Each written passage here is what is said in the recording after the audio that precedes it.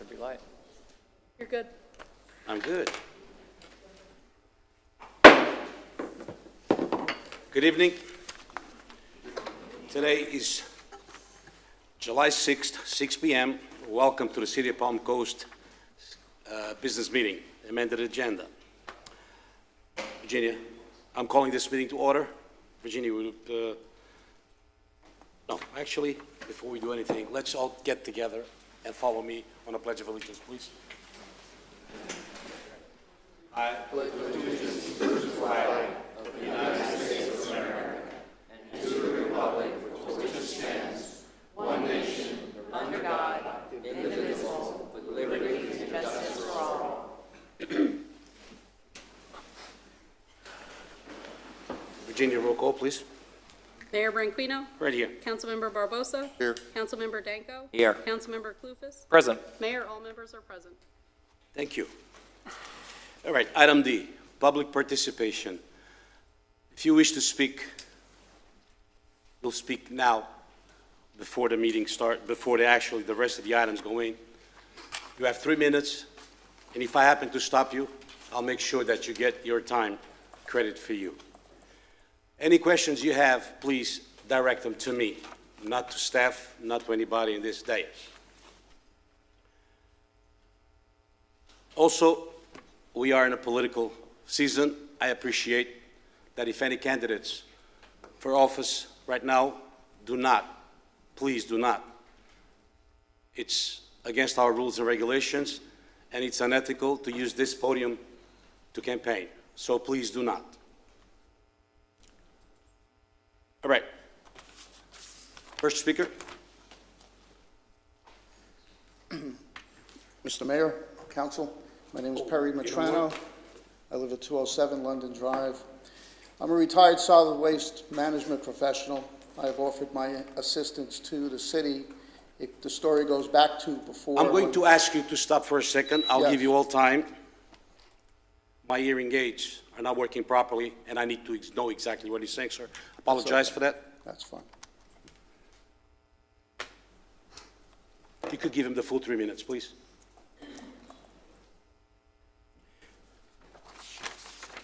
Thank you for understanding. Sure, Mr. Mayor. Okay. You got full 3 minutes again. Thank you. The story goes back to, I spoke to Mayor Holland regarding another matter and asked her politely, how is things going with the services here in the city? I have a lot of complaints. And she, of course, felt that it was a burden to the taxpayer and the people that live here. Really didn't know what to do, that Mr. Morton was trying to do something but didn't know what to do. I said, well, anytime you need any help, absolutely free, let me know. I'll give you some advice. And so never heard from Matt. Met him one time here at the meeting, asked him how you doing. He says, I have a crack team on it. We're going to get this thing solved. $26,000 later, I haven't seen any action. Okay, putting that all aside, what I'm here for is actually an apology from the board, if it's possible, for the council. Mr. Morton sent out a very, I have to say, disparaging email regarding me. I tried, with the help of Councilman Barbosa, who asked me to speak with Matt, who, by the way, had his back against the wall, didn't know what to do. Subsequently, I did meet with Ms. Bevan and Chief Forte to offer the same assistance, but that's neither here nor there today. At the end of the day, Mr. Morton sends out an email after he's left the city to, I think, Flagler Live and maybe Palm Coast Observer, regarding a meeting that was going to take place where he felt threatened. I have to tell you, in my 45 years of experience in this entire solid waste industry, we don't live the myth of the Soprano era, okay? What this is, in reality, is the fact that a person who has no concept of how to run this business of solid waste is going to try to cure your problem.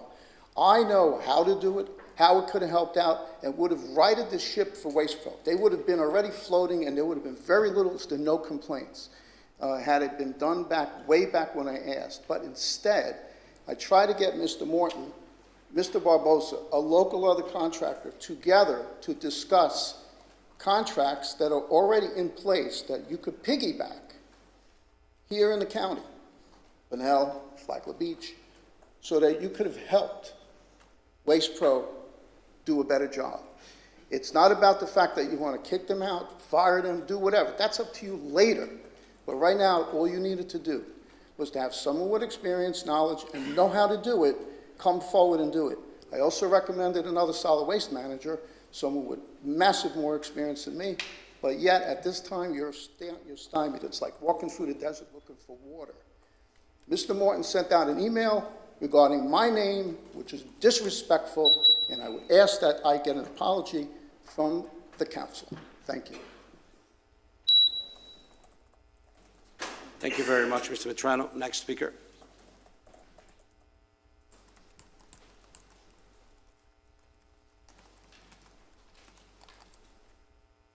I'm Al Cryer, Mayor and Council. Thank you very much for allowing us to speak on safety on Cimarron. I wasn't scheduled to be on the program tonight. Matty Shanigan, who's in the Army, was going to come, and he's a runner on Cimarron. He's had many brushes with automobiles. He feels we've got the best trails in the whole country to run, and he likes to work out here. And besides, he lives on 39 Cimarron. At 2 o'clock this afternoon, I received a call from him that he was got detained in Camp Blanding. So you kind of got me, but I wanted to take this opportunity to thank you all for bringing this along where it is. Just the last couple weeks, just a couple incidents. In fact, one of the mothers was here just a couple weeks ago. The school bus changed. There was a little change in the school bus for the pickup of the children. Just a heck of a lot safer. I don't know why I never thought of that. Another one was we've got some new safety signs, some new warning signs. Another one, we've got a police presence. Now, what we call in the north, we call it the suicide curve. And today we had, and it's just good to have this happening. And today another thing happened. There's 2 beautiful speed monitoring things on the north and south, on the south end. It generally can be a racetrack. And I know all this just didn't happen out of the blue. So I wanted to thank everybody that's behind the scenes to make this happen. I know that it's moving forward, and I have to ask all of you, let's continue to move it forward, because the end goal, the end goal we have to reach, which is a safety path, a bike path, 36 inches, 24 inches, I don't know, but that's the end goal. And in closing, I know I thanked you a few times already, but I want to thank you once more. And you people make this a nice place to live. Believe me, I love it. So, thank you. Thank again. you very much, Mr. Correa. Next speaker. Please state your name to the record. Pat Barilli. What is it? Pat Barilli. I was here a couple of meetings before the virus, and I first started out at the Code Enforcement Office. I met with Barbara Grossman. This is about enforcing the restrictions of Palm Coast, because Speak to the mic, please. they're really not restricted that much anymore. So when I met with Barbara, she told me that, first of all, there's only one code enforcer for each section. To me, that's impossible. Oh, plus he only goes out, or she goes out, 2 days a month. So in my opinion, it's impossible for one code enforcer to do an entire section by themselves. And then I asked, you know, these builders, these real estates are not telling the people moving here or renting about these restrictions. Now, she said that the real estates are not allowed to give these out, and I asked many people I know in real estate, and they're not allowed to give it out. They can do things like, you can go online and see the restrictions, but they don't really even stress it, so they have no idea what's going on here. I come in contact with people every day, all day long, with people moving here. And when I ask them about, do they know about these restrictions, they say no. So even the biggest builder in Palm Coast, they don't even do it. And I know people in my family that have built with them, and they were not told about the restrictions. So I had said to Barbara, you know, there's got to be a way that it's enforced, that somebody has to tell these people moving here and renting here. And So then she said she was going to talk to the city lawyer and that they'd have an answer for me. But when I came to that next meeting, it wasn't even addressed, the problem. But I had said, you know, maybe the lawyer could say that make it mandatory that the real estates have to give these out. And then, of course, we know that the duplexes, I mean, that's kind of the downfall. That has to be watched even more, because I call it duplex alley, that they're so trashed. Now, you know, all the building that's gone on in the past year, and you know, thousands more that are coming up in the next 2 years, there's not enough code enforcers. And I keep my neighborhood great, and then you have the ones wanting to lessen it for the commercial vehicles. Those are the ones that have their business plastered from the front to the back of their vehicle. So that would be another problem if that gets lightened up with the commercial. So I just wish we could do something like to make the people know about this. Thank you, Ms. Morales. You're Thank you. welcome. Next speaker.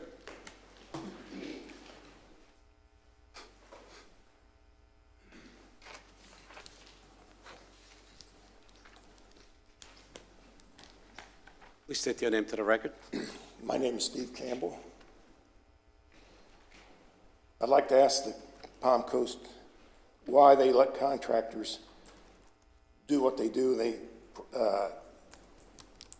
work on the project 1 or 2 days a week, and then they move their equipment and their crews to another project, which makes the project last 2 or 3 times longer than it should. One of the projects in town was to put a new culvert under a road. It took 5 months to get it done, when it should have been done a month and a half. The project on Citation should have been done on time if the crews had worked 5 days instead of 1 day, some weeks, and 2 days another week. It's totally unacceptable that the project is going to take another 4 to 6 weeks. It seems like the city of Palm Coast cares more about the contractors than they do the citizens of Palm Coast. There's no reasons why the contractors can't be written to stop the practice of contractors moving from one project to another and only working 2 or 3 days on the project. If the city employees can't work the contracts for the contractors, for the citizens of Palm Coast, then they need to find new employees at Palm Coast. So. Thank you for your comment, sir. Next speaker.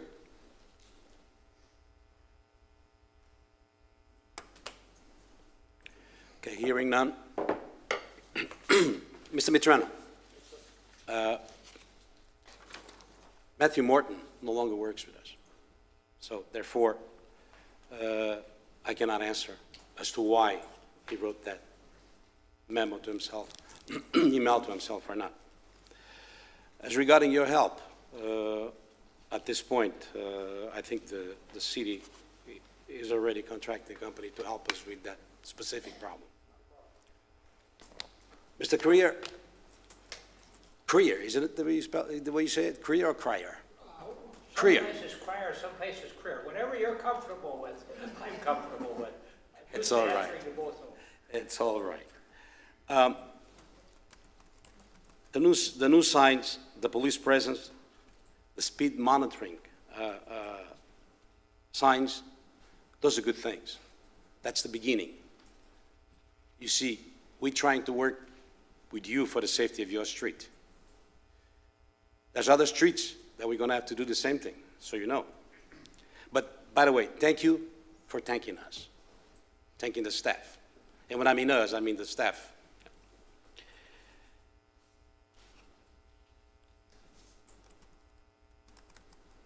Ms. Morelli, you spoke with Barbara Grossman, and I think she's the highest authority when it comes to code enforcement. Those real estate booklets, they don't only have restrictions. If I remember, they all have duties and what you should do and what you should not do. can we legally make the realtors give one for each person that actually moves into town or rents in town? Well, before we get to that question, I think one of the issues is that those brochures are simply summaries. And I'm sure, I've not read one of them, but it looks like it was rather thin. Our code of ordinances is this. So there's no way you're going to turn this into 4 or 5 pages of a summary about what you can and what you cannot do in the city of Palm Coast.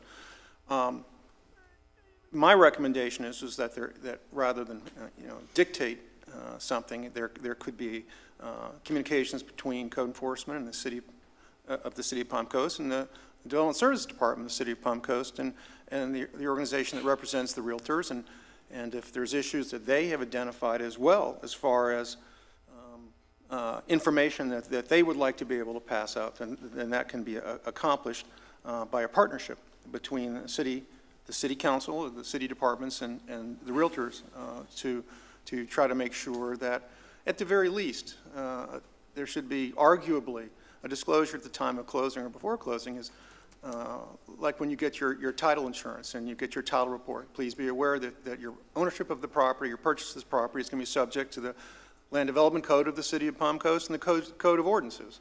And the reality is you can't, at a closing for a purchase of real property, go through this book and identify everything. It's incumbent upon a buyer of real property in the United States of America to go through and try to be as aware of as your covenants and restrictions that may apply to your ownership of the property, your deed restrictions, your zoning, the properties around you and how they're zoned and how they can be developed. It would be a long closing if you tried to make sure that the buyer was aware of everything that affected the title to their property. Thank you. Good comment. Maybe we could give it, when they open up water to the house, maybe the water company could give it one of these so they. Yeah, we could also, I think it's a good idea. I mean, as long as that is going to put on us. We don't know who's moving in here. We don't know who's renting. The city doesn't really know if somebody's renting from you. For example, the rentals, we don't control that. So at the very encounter, I think that should be the person to give them this. Plus, mind you, this is the rules of code enforcement that we have. They're on our site, on the city website. They're all there. If somebody really cares about a town, I think they should put a little bit on them. Not everything on them, but they should at least look at it to see what's I think that's probably kind of, when I moved in here, I was pretty aware of what the city was capable and not. Okay. Honorable Mayor, if I may, we do provide some upfront information through our utility billing when a new account is established. And my understanding is that that is part of the information provided. And Cynthia may be able to add just a little bit to that.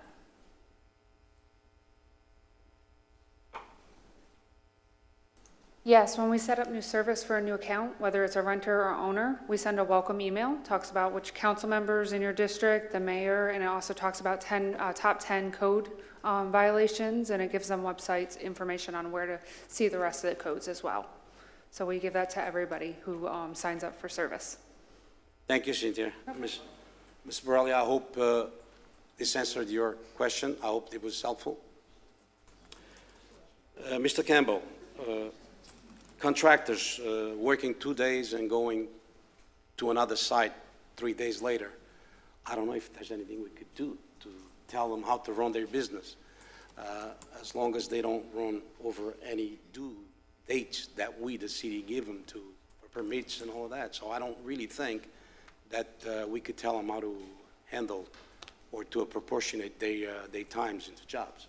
Well, Mr. Mayor, I can tell you that all the contracts that the city of Palm Coast enters into for construction projects or work orders, as the case may be with continuing contractors, have specific requirements in there as far as how long it can take for the project to go on and be completed. And there's almost always provisions for what are called liquidated damages if those deadlines are not met. Furthermore, a lot of the contracts will have specific provisions for how they're to conduct their specific work, whether they're supposed to work certain hours or certain days, how many people they're supposed to have on the job site, things like that. The gentleman, if he has concerns about a particular job, and I don't want to speak for this council, but I'd welcome him to get with staff and bring to staff's attention his concerns, and if there's an issue with a specific contractor, then we can look into that, look at the contract, see what it requires, and make sure that the obligations that we contracted for are being met. And regarding the project on the Citation Way, you said that it's taking an extra 6 weeks. Are we familiar with that, Ms. Bevan? It is one of our capital improvement projects. I would ask Carl Cody to come up to provide a status on that particular project.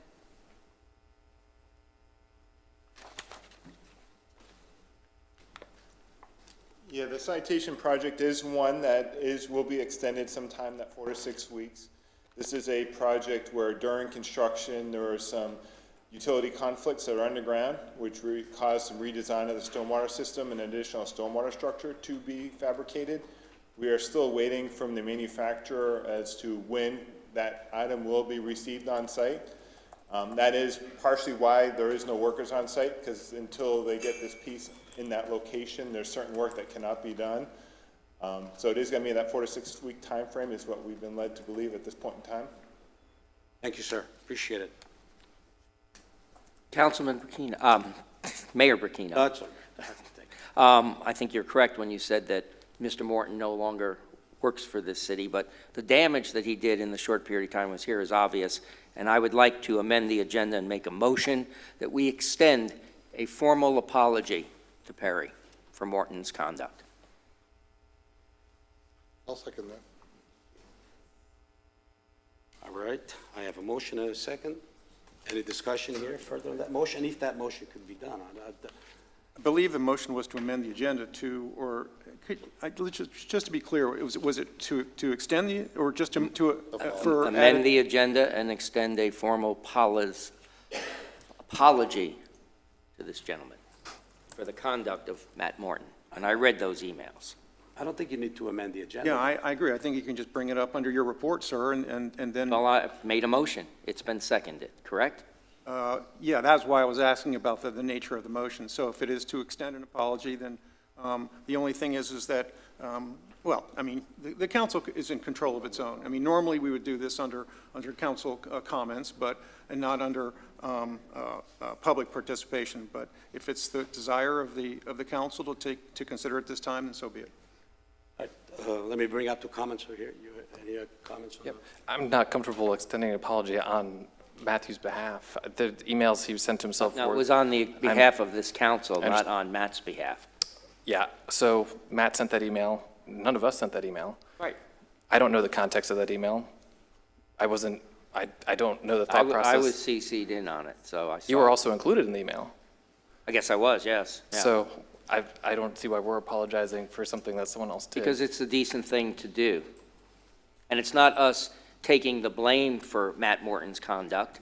It's just because of his conduct, because he worked for us, I just think it's the decent thing to do. This gentleman came here, made his case, and he asked for an apology. And I think we should give him one. Anything else you want to add to this? Anything else you want to add to this, Councilmember Rosa? Before I take it to the public. You know, it was pretty messed up what he said. Sorry on behalf of me. Yeah. Any further comments before I take it to the public? Right. When it comes to apologies, let's be honest. First, I got that email. I got it through a reporter. When asked me questions, and I said, I don't know about that email. He gave it to me. What Matthew wrote for himself, in my opinion, because he wrote for himself, okay? If anything, we were not in charge of Matt, as per se, when it comes to his opinions. If we didn't like what he was doing, we had the choice of firing him. Now, apologizing for what he did, I don't feel comfortable with it. And he's a personal friend. I could just easily say yes, but I don't feel comfortable with it. And Point of order. if he is a personal friend, you should probably exclude yourself from this vote. I will not exclude, because if I'm going to exclude myself for any time a personal friend tells me something, then in the next, I think in the next ordinance, a friend of mine called me today. Okay, so, but that's completely out of the question. I just don't feel comfortable. and Just I'm a gonna take- suggestion. okay, that's good. I know I would exclude myself if it was a personal friend involving such a sensitive issue as this. This is such semantics, though. You were involved in the email. Don't you think that is a conflict of interest? I mean, these are all tossed in the air. Don't Okay, you know how to say, "We're sorry"? Let me just say, I just think it's a simple thing. I mean, I'm saying we're sorry, but I think this council really owes this gentleman an apology. Matt Morton worked for us, and I think we owe him an apology. Okay, I'm going to bring this to the public, but I would like for you to remember that word, "we're sorry." Because eventually, at the end, we're going to talk about that. Oh, we definitely are going to So talk about therefore, that. anyone has any comments regarding this matter in the public? Yes, regarding this specific, yes, sir. I didn't mean to make a big hubbub like this, but let me just say this to you, and I thank you for even making some kind of gesture my way. Yeah, he worked for you. Yeah, he no longer works here. But you pay him until he leaves. So therefore, somehow or another, he's still an employee. And at the end of the day, he's made a comment. That comment is to a citizen like me, a resident like me, who has come forward to assist, to offer help. There is no reason why anyone should want to offer any help for any kind of committee when you're going to get such disrespect. It's not about an apology from you, and you can sidestep it any way you want. I understand your relationship with Matt and all of that, and thank you for your help. But at the end of the day, the bottom line is when someone's offering and then someone disrespects them, you, the council, should acknowledge the fact that you have an employee at one point just out of control. The next city manager that you hire would be best served if you did at least a check to see if they had any common sense and the ability to manage what they're supposed to manage. Because this was embarrassing to me. I was in the paper because I tried to do the right thing. I worked 11 years as a director for an adjacent city with absolute great success, and I was trying to help the guy who sat there next to me in my office and said, "I don't know what to do." Imagine that. And I said, "Well, I'm going to help you." And then I get treated like that. And this is the argument I get. Listen, I respect you all, but I have to tell you, this combobulation that has gone on for months and months and months is about ending. You all need to try to listen to us. I came to you. I'm telling you a problem. But no, we're going to say I can't be in an email. I'm his friend. I understand their point. But if this is the best you could do, let me retract. Let me take a step back. Don't apologize. I got my apology. I understand where the board is. You all need to become a little bit more cognizant of the people. It's bad. It's horrible. Don't volunteer, because this is what you get. That.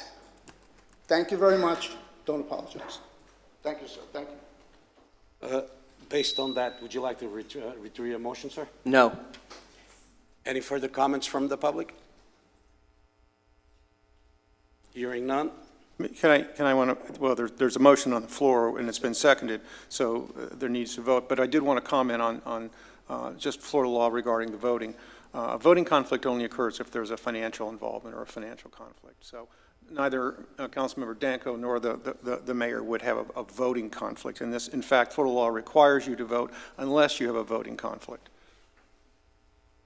Those in favor of this motion to ask to an apology to Mr. Mitrano, those in favor say aye. Aye. Those against? Unfortunately, aye. Nay. Thank you very much. The motion is tabled 2-2. The motion fails for 2-2. Requires a majority vote. Okay. Moving on to item E, the minutes. I'll entertain a motion to approve the minutes from the City Council, June 22nd, 2021 meeting. I'll motion that. Seconded.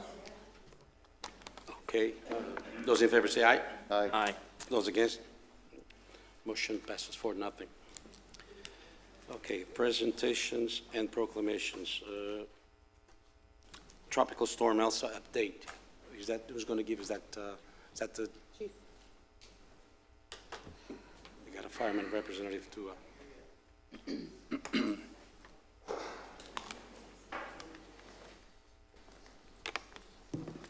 Good evening, Mayor and Council. evening. I'm going to give you guys a brief update on Tropical Storm Elsa and some things that our residents can expect and some of the things that our city has done to be prepared. We expect Tropical Storm Elsa to be upgraded to a Category 1 hurricane and make landfall on Florida's west coast sometime this evening. As Elsa makes landfall to begin to deteriorate, and the most likely arrival of low-end tropical storm force gusts will occur around 8 a.m. tomorrow morning. The latest projections show that less than 30% chance of tropical storm force sustained winds, which are between 39 and 56 miles an hour. We do anticipate experiencing gusts in the low end of the tropical storm range. Right before I left Station 25 to come to this meeting, I saw we could expect sustained winds between 15 and 25 miles an hour with gusts in the low 30s. Excuse me. We also can expect a 12 to 18-inch rise in the canals, but there's no high tide, so that we won't be working with that at the same time. Currently, we're under no warnings for hurricanes, tropical storms, tornadoes, or storm surge. We believe our infrastructure is prepared to handle that rise in the canal system of 12 to 18 inches. We also are expecting approximately 2 to 4 inches of rain over the next 3 days. Right now, our biggest concern is falling trees and down power lines due to the saturated ground. So the city is prepared with all hands on deck over the next 24 hours. The Public Works Streets and Trees crews are ready to deploy. The sign and signal crews are also ready for any incidents we have with the signs and signals. Stormwater has had the weirs open and flowing for more than a few days, and we anticipate the swell system is able to handle the additional water that we're going to be receiving. Utility has pump trucks on 12-hour shifts in case the wastewater system is taxed, but we're hoping that that's not the case, but we're ready if it is. Tonight, the customer service department will be staffed overnight, answering the phones, providing information to our residents.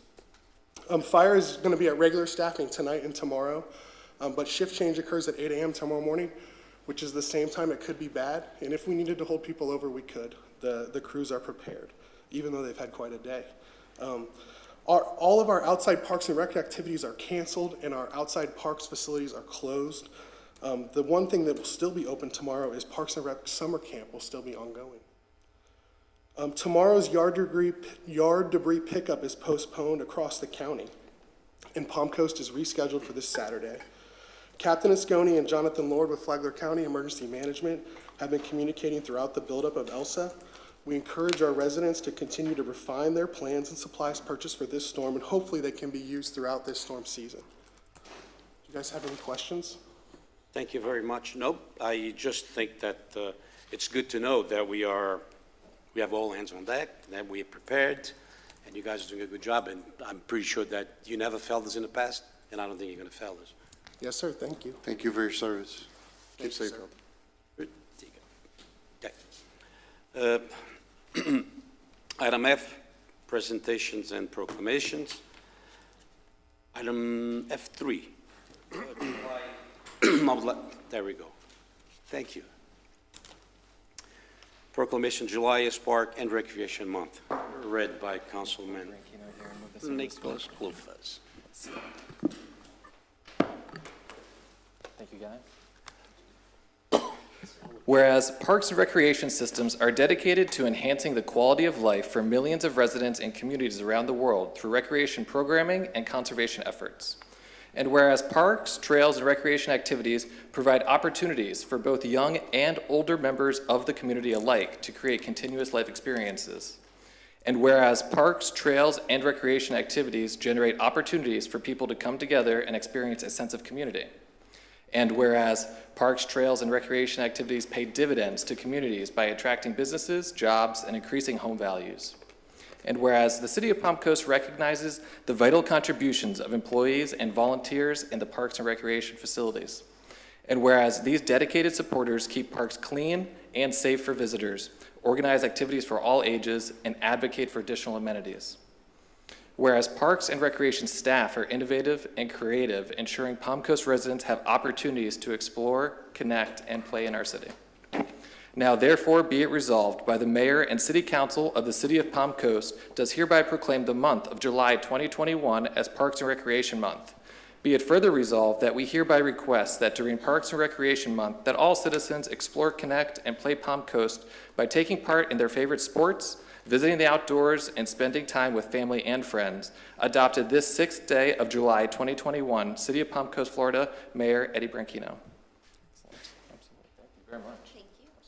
Thank you. Good evening, Mayor and Council. Thank you for supporting Parks and Recreation. It truly means the world to us and our residents who continue to visit our parks, trails, and wonderful amenities, from the community center and 150 kids at summer camp to the pool, the tennis center, and of course the golf course. We have a short video to unveil to you about our Parks and Recreation story that was created by in-house talent.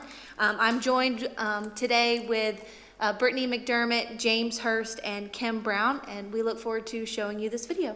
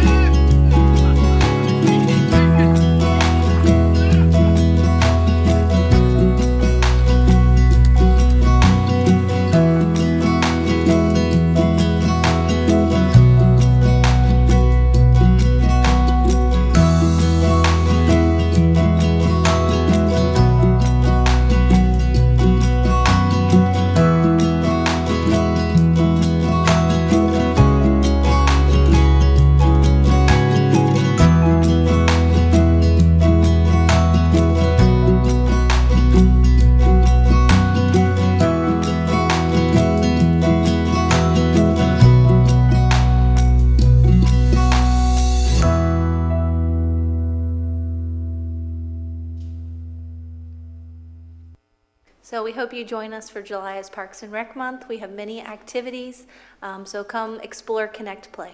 Thank you. Thank you. Thank you. Thank you, and don't forget to tell all your staff, thank you very much in our name. Okay, proclamation, July is Christmas Come True Month. It's going to be read by Councilman Victor Barbosa. Ms. King.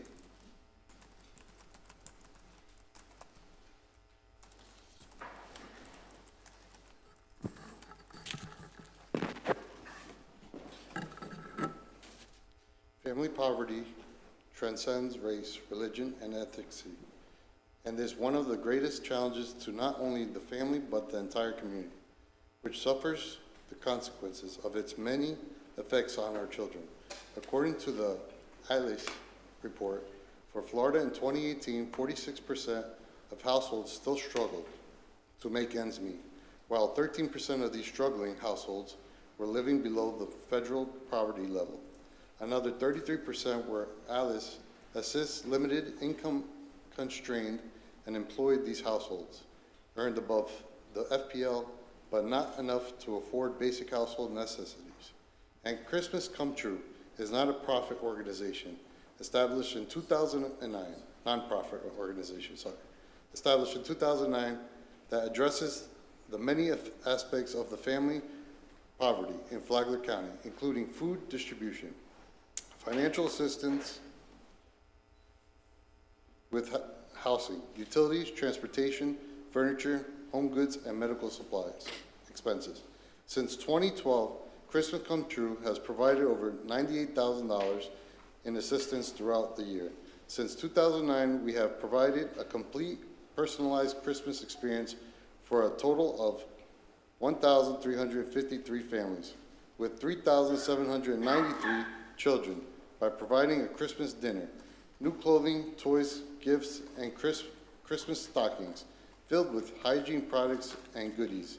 And Christmas Come True is a nonprofit organization in Flagler County that provides free furniture and home goods through their Begin Again home goods store for families in crisis. And the COVID-19 pandemic resulted in many more families suffering a devastating loss of income. Christmas in July event will enable Christmas Come True to provide additional assistance with food, rent, car, payments, car, registration, car insurance, furniture, and home goods to those families since March of 2020.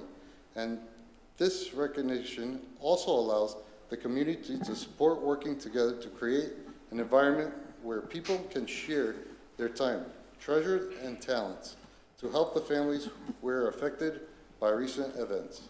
Now, therefore, be it proclaimed by the Mayor and the City Council of the City of Palm Coast, Florida, that the month of July 2021 as Christmas Come True Month. Signed by Eddie Branquinho and Virginia Smith. Thank you, Mayor and City Council, for recognizing Christmas Come True and the work that we do. My volunteers definitely appreciate you recognizing them. They spend many, many hours working to help raise money so that we can help the families throughout the year as well as at Christmas time. I don't know how many of you know exactly everything that we do, but we do work year-round, so it is a full-time operation that tries to help the families throughout the year. We are working on a project right now, that is really, I'm hoping to work with all of you to help more of the families and to also bring the community together as a whole. So thank you very much. I appreciate it. Thank you, Ms. Thank King. you. Ms. King, would you mind reminding everyone just how they would be able to donate or help for your efforts? You can go to christmascometrue.org. Perfect. Or you can come by our store, which is at Begin Again Home Goods, which is right off of Moody Boulevard, next to the Wendy's, and help us and donate or volunteer. We're always looking for volunteers. Thank you. ChristmasComeTrue.org. Yes. Very good. Thank you.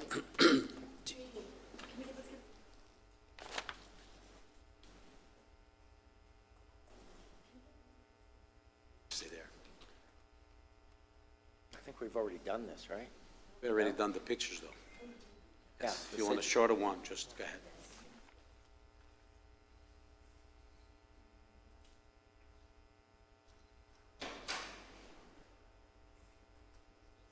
Nadine? Next item, G, ordinance, second read.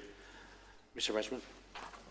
Mayor and Council, this is an ordinance of the City Council of the City of Palm Coast, Florida, for the road closure of Slowway, a roadway within the City of Palm Coast, is recorded in Plat Book 17, page 48, providing for severability for conflicts and providing for an effective date. Mr. Mayor, Council, this is the second reading of this executive or administrative matter. This is not quasi-judicial. Okay. So open this, any comments on this matter? Staff? There's no staff changes since previously presented last month to council. Okay. My comments would be just for clarification, the total cost that this project is going to cost and then where those monies are coming from. So is it coming from general fund money or is it road maintenance or where could these monies It be? would more than likely come from our streets improvement fund, which is for street maintenance and miscellaneous types of projects. Gotcha. The dollars are, I don't think we have hard costs. We did get some costs, I think, for a gate and some fencing, but they'd be several $1,000s at most. Gotcha. So I was a fan, I brought this up last time about a phased approach where we do the signage first to see if we get results for traffic being eased in the area. Mayor Branchino wasn't here at the time, but do our other council members, have they had an opportunity to think about that and whether we would like to phase this change so that, because there's people who are going to be disappointed on both sides of the decision. I'm sure that both sides are represented here tonight. Maybe a phased approach to see if that road can remain open, but those signs do work where they'll eliminate the majority of the traffic and satisfy both sides could be the least expensive and most appeasing to both sides, a possible solution. I've been out there and I've talked to many residents that gave a lot of good inputs. I've passed it on to staff. I don't know if we're going to hear about that today or not. But so they were not against protecting the people's properties that are there. So one suggestion was to put up guardrails to block, I guess, cars going into their grass. I was there at the street, and where there used to be stripings, there's no more lines or stripings. So most of the cars, they don't know. I mean, normally we're supposed to know we stop at a stop sign, but there's no solid white line that used to be there on both sides. The other problem is, I don't know if this is a city problem or a county problem, but usually when there's some kind of construction and a home is being built, all the dirt gets put on the street. The code enforcement goes out there and talks to the builders about it. Well, it should be kind of the same thing here. We have a road that is unfinished, that is a county road, and it's bringing all this dirt through the whole street, not just part of the street. So I don't know if anything could be done there. It's almost like probably the county should probably be closing this, not us. I don't think the county's going to close it just because of their dirt, and I think that dirt's a big deal, and us closing that road will certainly solve that problem. I don't know if the city could do anything about the dirt. The gate. Either we clean it up, or they clean it up, or someone charges. To be honest with you, we can't tell the county to close roads. Yeah. I mean, we could all suggest, Yeah. but we can't. Now, the only thing I want to say over here, we all heard can of worms. About this time last year, me, and I never brought this up before, because I didn't feel the need. Me, city engineer, Carl Goat was here, and still our traffic engineer responded to Woodbury Lane. Wasn't it Woodbury Lane? I don't know the exact number. The gentleman said that he used to have 10 cars going in this street. He went from 10 to about 80 or 90 a day. Therefore, During construction. one of these streets closed. He felt that his kids could no longer play out in the street. He wants that street closed. It's Woodbury Lane, I forget the number.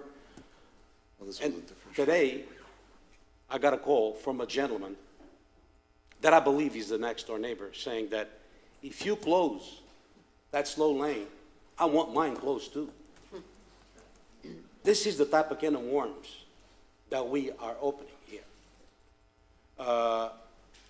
And I'm saying, and if you all, I'll get his name, and you could respond there and to verify. Plus, I was there with the city engineer. It was about this time last year, I think, something like that. But that was a city road he wanted closed, right? Yeah, yes, Right, city. so this is access from the county that we're Yeah, but talking about closing. Still a city road. Slowway is a city road. Right, that leads to the county though, right? It's a little different, I think. Okay, very little different. different. But Yeah. the minute we closed one city, and this is only me saying, the minute we close one, how are we going to tell this person no? Now, if they're in the same situation where it's a county dirt road, we've set a precedent. So For that- we for closing that it because of situation. so in other words, see if I understand it correct, the reason why we're closing it is because it's a dirt road. It's a county dirt road. It has created a safety issue for the residents. We've heard that. And I believe our staff is recommending that we close it. Is that not correct? Is that the staff recommendation? Yeah, our traffic engineer looked at the type of road and its use and recommended that it wasn't intended for this purpose and it was not necessary in the road plan layout for that particular residential neighborhood. But anyway, this is basically what I have to say regarding this matter. It's that be careful, because we may open a can of worms. The minute you do for one person, we got to be careful, because if we're going to say no, we may enter even the legal aspect of it. So if we're going to vote on this, should we not wait until we have a new elected mayor, so there are 5 of us on this council? It's such a big deal. Well, for me, it's not a big deal. It's here. It's on the agenda. That's the reason why. And it's the second read. We already went through it. And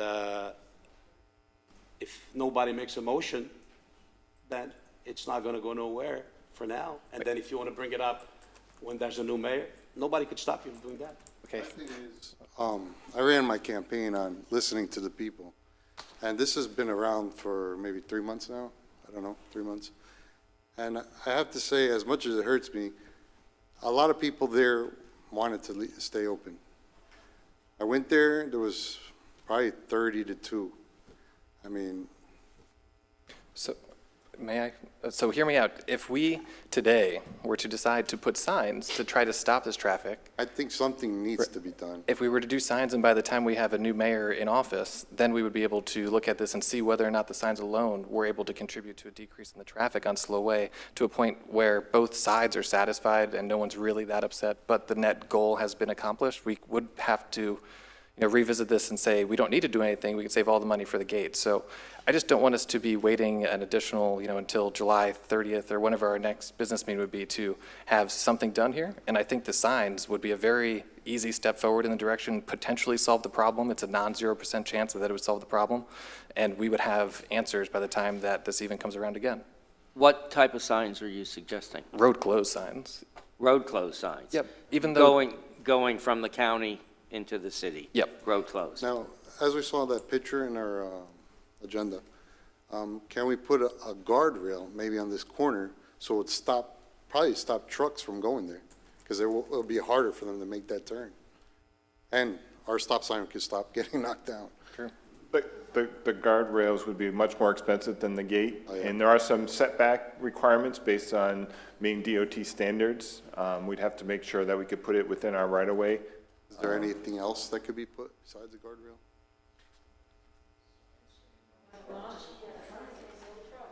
Excuse me. We have done some items in the past, with not guardrails, but posts or palm trees or coquina boulders. We've done those sorts of instances. This would be on a private residential lot. Typically, when we do something like that, we'd want to work with that individual property owner.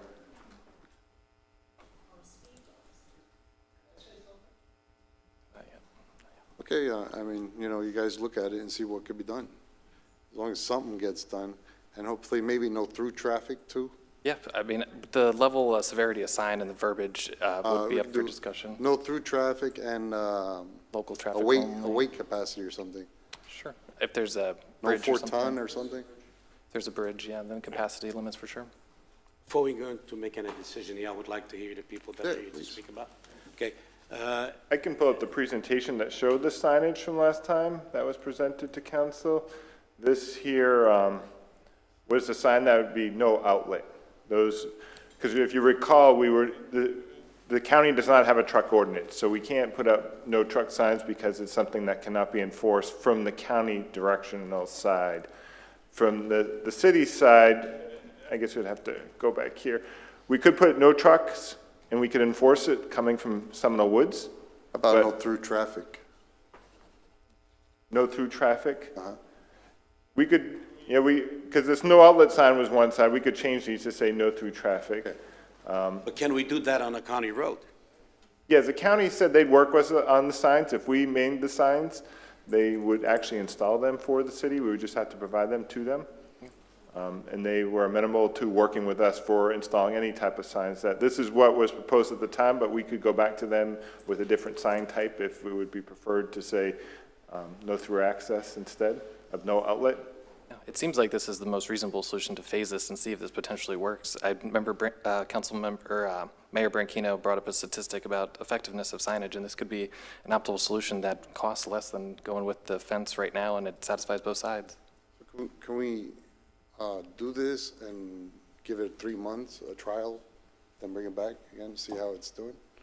Yeah, I believe we can, but before we even make any Yep, let's hear it. thing with that, I would like to hear from the people from Slowway, because they came here to talk, and I think that we should just allow them to speak. Anybody here, anybody present wants to speak regarding this matter, please go ahead.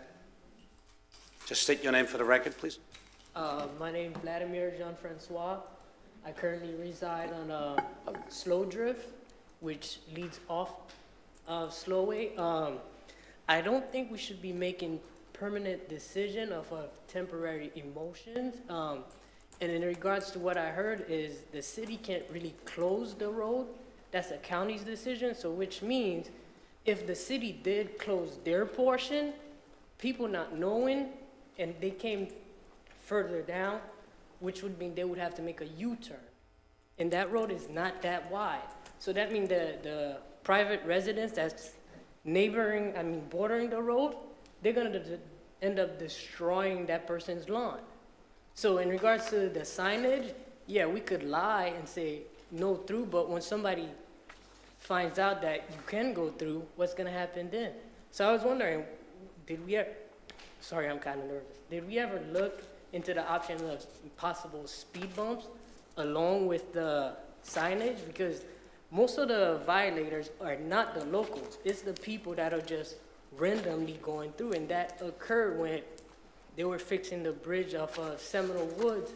They didn't properly redirect the traffic. So they didn't point the traffic to that route, but people that are locals that are aware of it, one following other, before you knew it, it became a common route.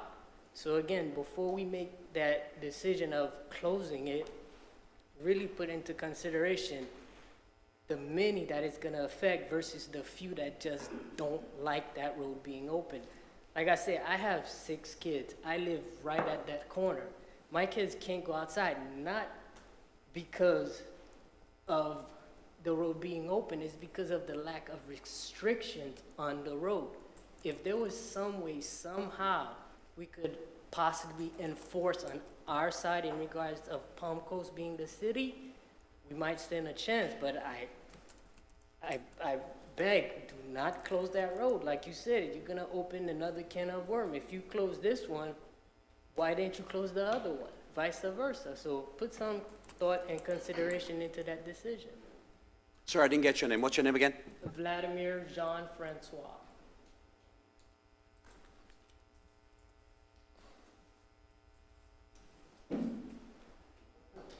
Go ahead, sir. My name is Roy. I live at 55 Slow. Do me a favor, close it to the mic, please. What's your name again? Roy Aylwood. And I live at 55 Slogan Trail, which is right around the corner from Slow Drift. This all started off from Seminole Woods. When that incident happened on Seminole Woods, that diverted all the traffic onto Route 325, County Road 325. All of the problems we're having is not so much the vehicle traffic, and I have a Boston accent, so if I say car, you know, I mean motor vehicle. But it's the trucks that are doing this. There are probably 3 people affected. Eddie across the street and the 2 houses right there. When the trucks come in, it could even be the UPS, FedEx trucks, but not so much. They're pretty decent drivers. It's the larger vehicles making that corner, and they're destroying the guy's lawn right there. That's what we're seeing, where the stop sign is ripped up right now and all of that. The dirt you saw the other day on the road was from the guy when he cut his lawn. All that crap went onto the road, and it made that road look absolutely horrible. There's not a lot of dirt on that road. I've been in my house for 2 years. There's not a lot of dirt. The traffic that come through during Seminole Woods shutdown was probably 100 times what we've ever seen. And if somebody sat there right now, you would probably see maybe 50 to 100 cars a day going through that. Maybe a little bit more, but not much. That road saves us about 3 miles. So with that rotary up to Seminole Woods, take the turn, come back down, that's almost a 3-mile trek for me to go back to my house. You know, there's nothing wrong with that road. There is a bridge on that road, and it's a very slim bridge, and a car and a truck can't go by it on the same time. I don't know what the weight limit is on that, but tractor trailers should not be going down that road anyway. And even the large dump trucks, the large cement trucks, probably they shouldn't be going down there either. And that's all I have. Thank you for your services. Thank you. Thank you, sir. Any other speaker regarding this matter?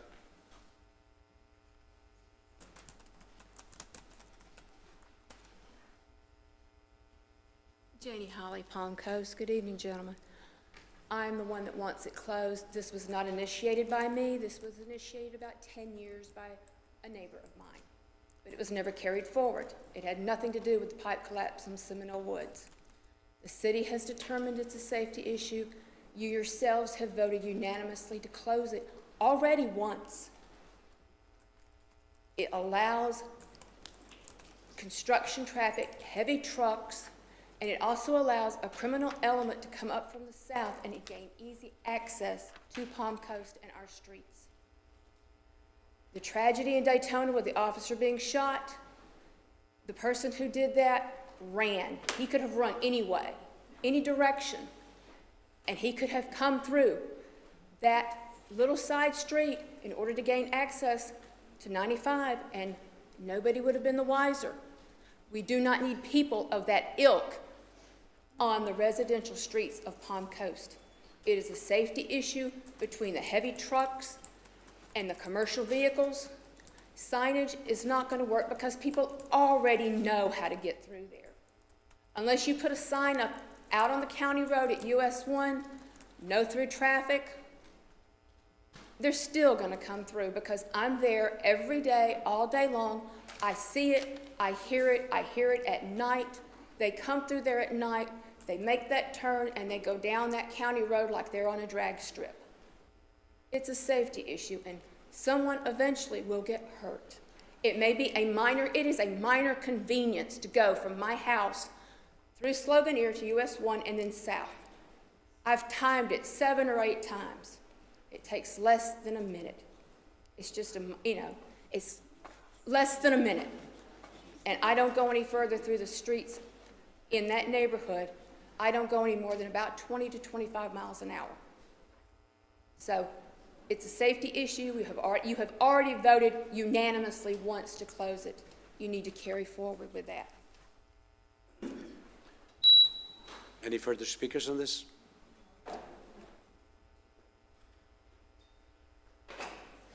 Hi, my name's Marlene Pennington, and I live on Slow Drift Turn. It's my neighborhood, too. We use that road 3 to 4 times a day. That's our exit out of there if there's an emergency. There's no riffraff. My window sits, I'm looking directly at Slowway. There's nothing going on back there. I hear nothing. My window's open all night long. There's very little traffic back there. There was a lot of traffic when Seminole Woods was closed down, but there's not now. There's hardly any traffic down our street. I think it's a big mistake to close this road. We need this road as an emergency exit or just our everyday use. Thank you. Thank you, ma'am. Any further comments from the public on this matter?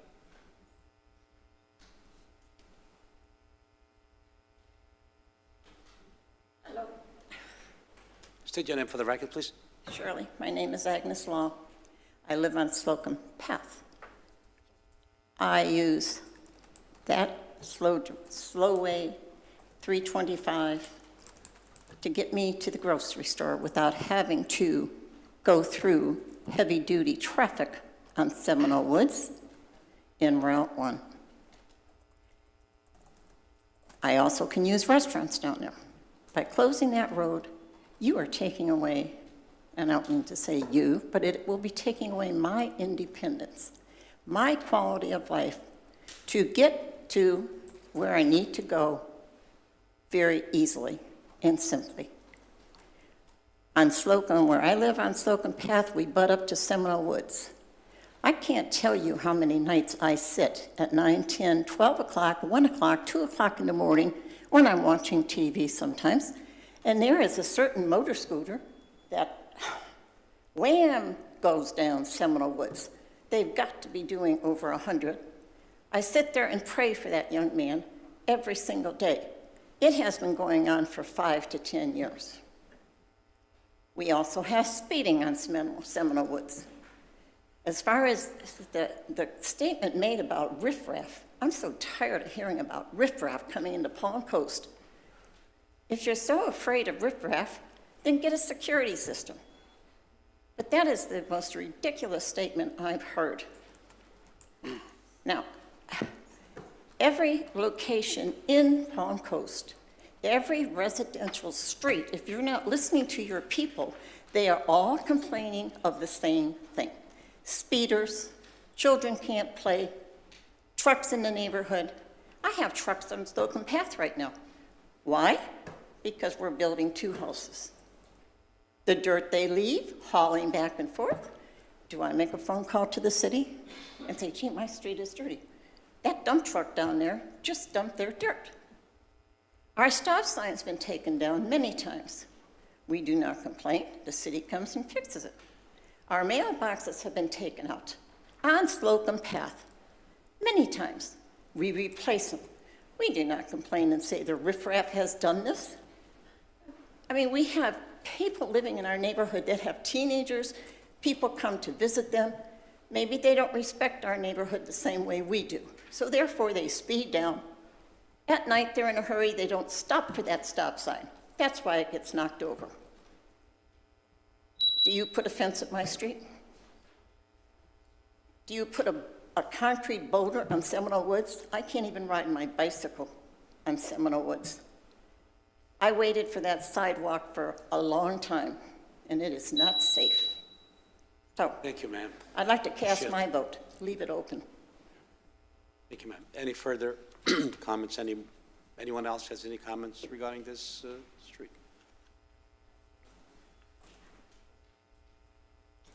My name is Michael Stone. We live on 325, and if there's any type of emergency, the only way out of that whole neighborhood is through Slowway. Our good neighbors talking about safety. We're trapped if that road is closed. Wildfire, something like that, we can't get out. So you need to think about that. Thanks. Thank you, sir. Anyone else who wish to I have another.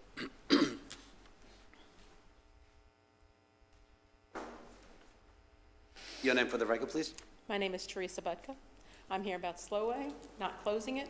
The traffic engineer, Mr. Grunwald, said, it is an odd thing to want to close a road. What would justify closing a road that existed before the city of Palm Coast? After Mr. Grunwald's February 16th presentation, numerous residents asked for hard data to show that the proposed closure would be effective. In addition, they asked why alternative solutions, such as traffic calming, signage, and curbing weren't considered. This work should have been done before the ordinance came to vote. The mayor directed the city to gather data and consider alternative solutions and report back. This is strike one.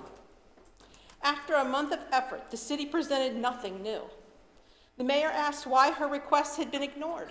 The city manager responded that because the council had only asked to consider closing the road, so the city had not completed a thorough alternative analysis or tried a staged approach. Ignoring possible superior solutions shows that the city is failing to act in the best interests of its residents. This is strike two.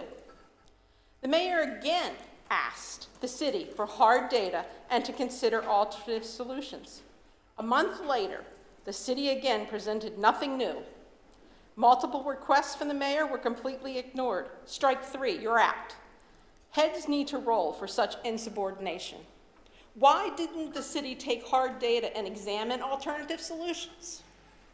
Because doing so would prove that the plan of closing Slowway is not justifiable. The mayor also asked the city get a letter from the sheriff stating that he supported closing Slowway. There was no letter of support. Instead, Mr. Greenwald reported he contacted Flagler County Sheriff and they said, "We'd rather see Slowway stay open." Even the sheriff can see that closing Slowway is a bad idea. Mr. Grunwald stated that the gate will have a lock accessible to both the Flagler County Sheriff's Office and the Palm Coast Fire Department. If emergency services are unavailable from Palm Coast, our backup is going to be from Volusia County. They need to have a key. Do they have a key? We don't know.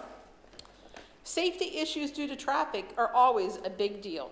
Mr. Grunwald characterized the traffic in the neighborhood as no big deal. Even the city admits there is no safety problems there. In conclusion, what is the problem we want to solve? Is it protecting the stop sign? We need curbing. If it's preventing commercial traffic in the neighborhood, we need signage. As long as the traffic is no big deal, there is no safety issue to fix it. Closing Slowway will inflict real costs of hundreds of dollars to each year as we use the traffic to go around. And we'll take time from our families. Thank you very much, Ms. Butler. Thank you very much. Anyone else wishes to speak regarding this matter? State your name for the record, please, sir. My name is Brian Butka. After 6 months of effort, the city has failed to come up with a single reason to justify closing Slowway. Despite this lack of justification, some council members still support closing Slowway. Councilman Clufus has stated that the problem is not the local residents using Slowway, but instead it is the commercial vehicles that are coming at 6, 7 a.m. and later in the evening. The city could consider erecting signage that would restrict this commercial traffic and enforce it, but for unknown reasons, they prefer to close the road and inflict pain upon the innocent residents. Council Clufus has also mentioned in a previous meeting that he will be voting to close Slowway as long as there is a non-zero chance of a child being injured by the traffic. This is an extreme position to take of zero risk tolerance. If we're going to take this position, are we going to ban backyard pools? Are we going to ban anything that is remotely close, like youth sports, because children get injured there too? What an absurd position. Closing Slowway will require the residents to drive additional miles that waste gas and time and put the drivers at greater risk. The odds of a resident being injured on the high-speed roads while driving the extra miles that they are requiring us to do is 12 times higher than the odds of a child being injured in the neighborhood due to the traffic on Slowway. Closing Slowway will make our lives less safe. Closing Slowway will impose real costs on some of the residents. Who will pay these costs? There are hundreds of dollars that it's going to cost us in extra car gas and maintenance and depreciation and hours of driving that we could be spending with our families, but will be sitting in traffic because that's what makes our neighborhood allegedly safer. There is no proof. Who will pay the cost? The families that use that road to drive to work every day, and you've heard them. Who will pay the cost? The families who use that road to get to visit their relatives on 325. Who will pay that cost? It's going to be the people on 325 who are going to have vehicles making U-turns on their property. And they're not even being allowed to consulted because they're not in Palm Coast. It's not their problem, not our problem. Closing Slowway, who won't pay the cost? the resident who says she does not use the road. She won't pay anything, and who will not also said that she's going to be considering leaving the neighborhood in the near future. Why are we acting for something like this? At the May 4th meeting, Councilman Danko stated that more people spoke against the pickleball facility than for it. He declared himself the voice of the people when he voted against it.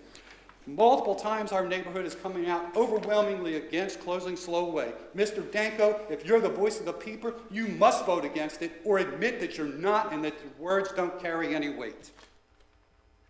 There's a real and current safety issue that we need to be addressing, and that is that this, let me switch entirely here. Neighborhood parents understand the risk to their children. The city council should not be telling those parents that we know better than you Direct it to me, please. what is good for our citizens. Thank you very much, sir. Thank you. Any further comments regarding this matter? Just one more person.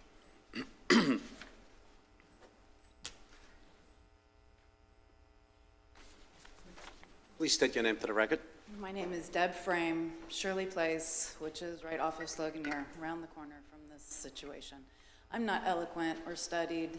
I just would like to share years of experience.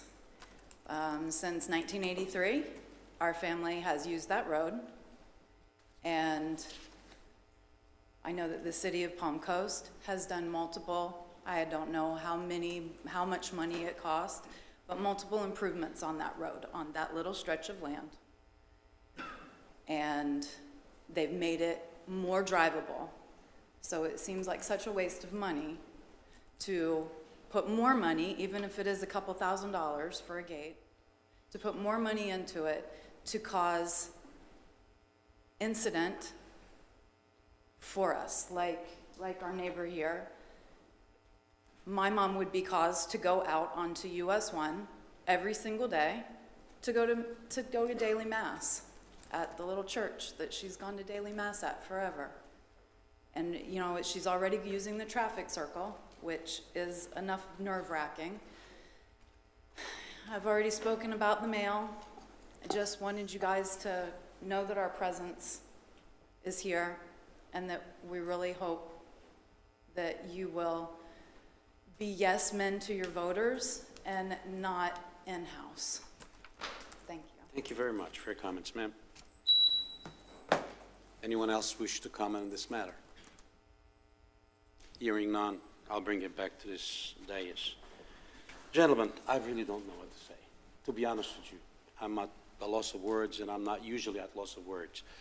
I could say this because since day one, I was against closing this Slowway, and I'm still against closing it.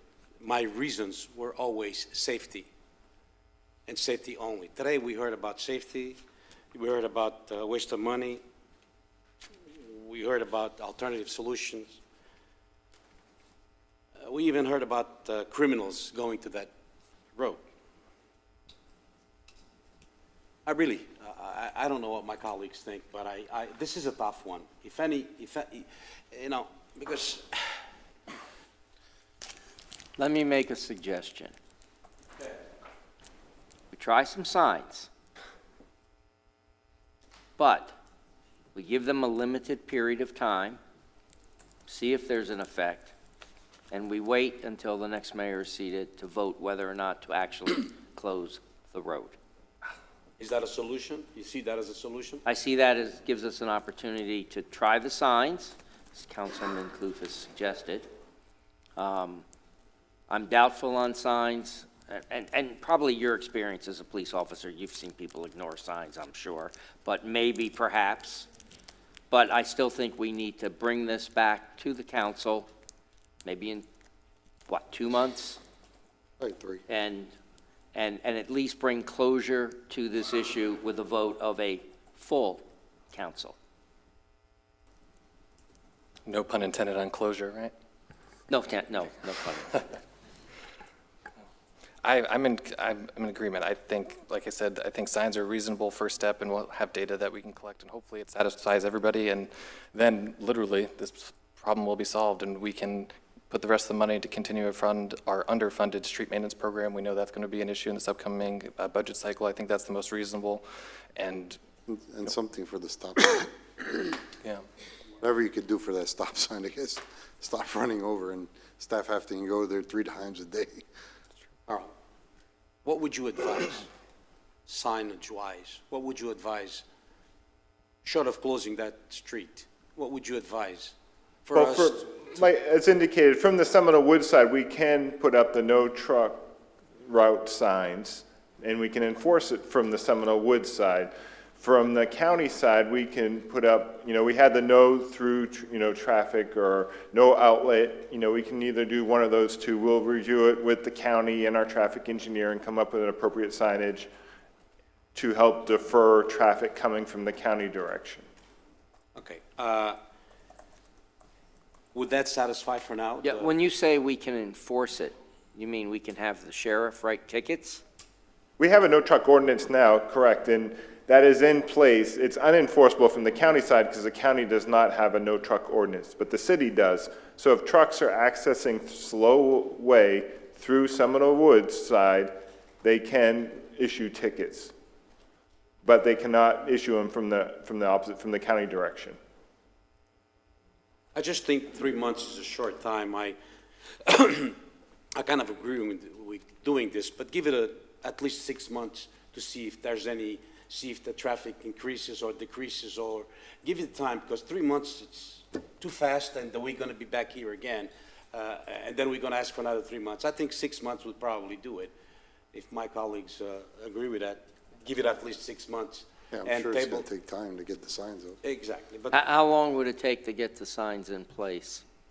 It shouldn't, I would say within a month we could have the signs made and installed.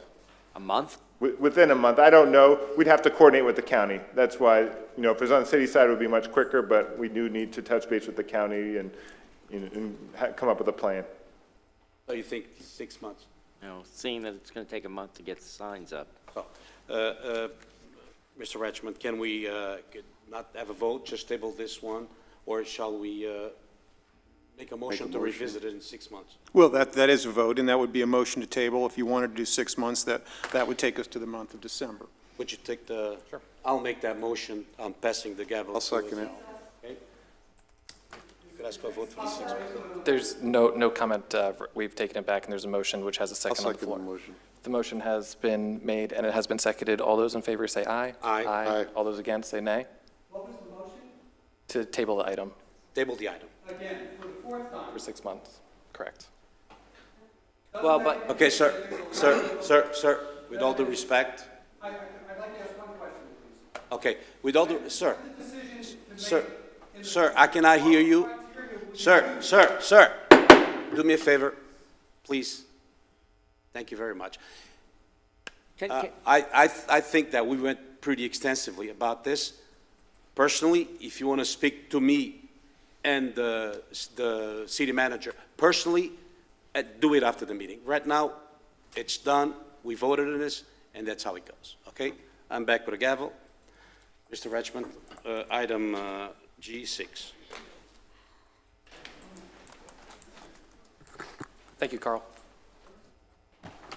Mr. Mayor, Council, this is an ordinance of the City Council of the City of Palm Coast, Florida, providing for the amendment of the City of Palm Coast 2035 Comprehensive Plan as previously amended pursuant to Section Chapter 163 Florida statutes. It's amending the future land use map or flume designation of 145 acres, more or less, of certain real property from industrial and greenbelt to residential as described in more detail in the legal description, which is attached to this ordinance. This amends a note on the future land use map to delete 350,000 square feet of non-residential use and permit a maximum of 150 dwelling units for the subject parcel, providing for conflicts, ratification of prior acts, codification, severability, and providing for an effective date. This is the second reading of a legislative matter, as it's a future land use map amendment. So there, it is not quasi-judicial.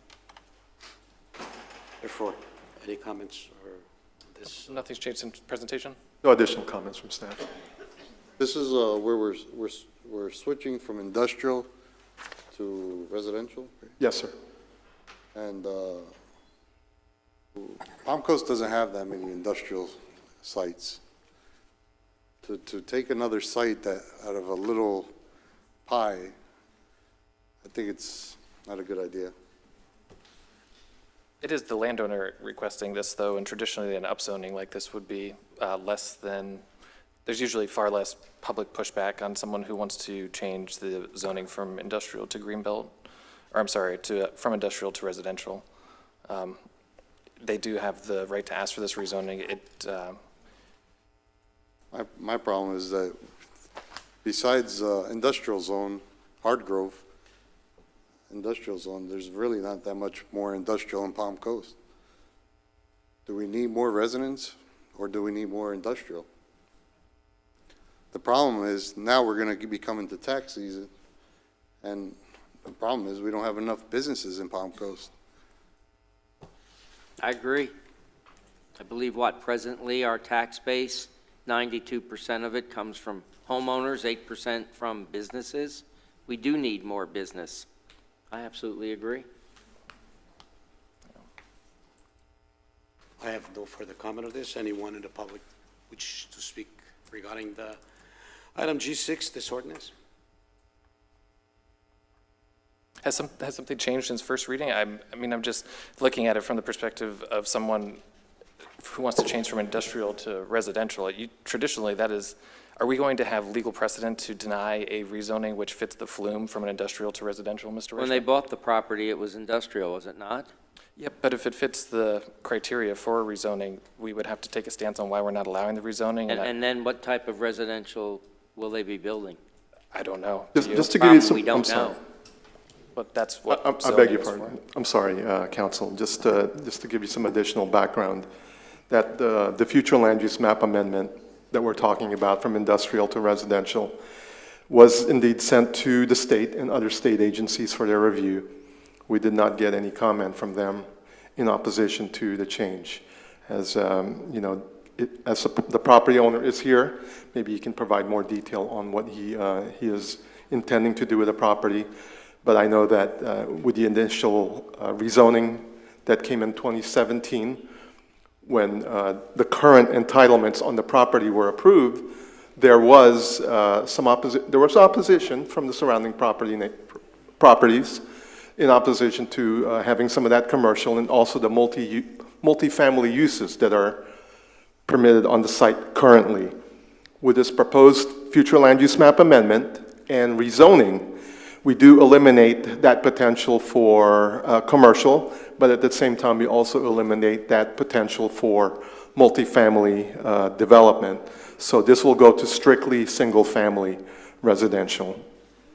I remember specifically asking about that. Yes, sir. And that is the end result of the future land use map amendment and the rezoning of this property, is that you will get a strictly single-family development on the 146-acre site. So absolutely no multifamily development? No, sir, not with a combination of the map amendment and the rezoning map amendment. But without this change, there would be the potential for multifamily? Yes, sir, that's correct. This is They're Ray entitled. Tyner, Deputy Chief Development Officer.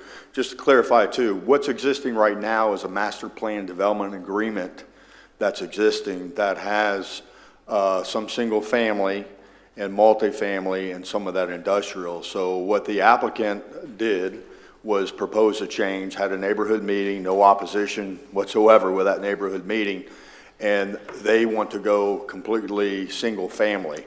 They had over 215 units of multifamily.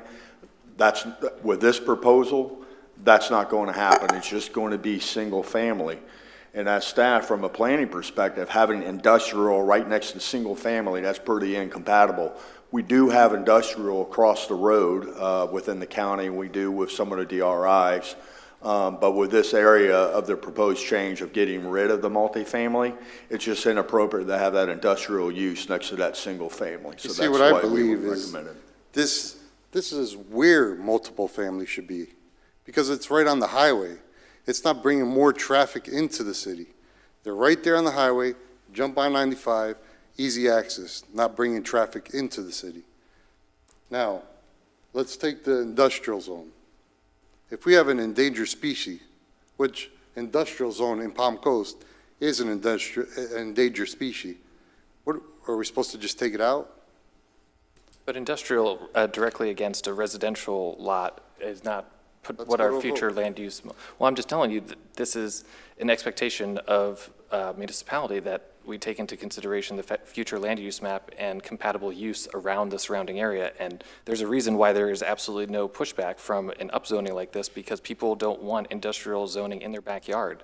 Across the street is a lesser evil, but having a residential parcel directly abut to an industrial parcel, you see where the conflict is, right? If we eliminate that, that's a good thing. Well, we just told the person they can't close the road because it's in their backyard. It's kind of, it's the same thing. That people bought those houses, they knew that, the zoning of that place. When you said there was no opposition at the meeting, how many people attended? There was a neighborhood meeting where about 50 to 60 people attended. And also we had a planning board meeting. And at that meeting, we probably had a little less once they heard the proposal from the developer. Maybe 20 folks attended the planning board meeting.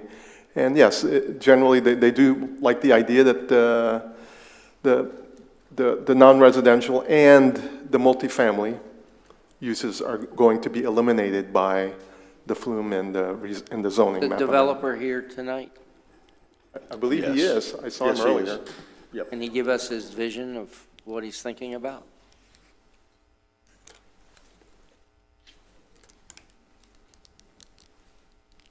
Good evening, Council. David Blessing, Palm Coast 145. Yes, I've been at this for about 6 years and had quite a bit of opposition when the original plan went in for the commercial and multifamily. Quite a bit of opposition. Some of you were here and some were not. So I thought that was a great plan too as well. I thought it was a great use for the live, work, play type of thing, but nobody else did. And so it's been stagnant for 5-6 years, and the residential market is extremely active right now. We wish to do single-family homes in compliance with what was originally thought would be a good idea by the residents. And so when we did have that meeting, I actually got an applause that this change was happening. They were extremely happy. As a matter of fact, one of the residents, Les, if you wish to get up and speak, you can say what you wish, Les.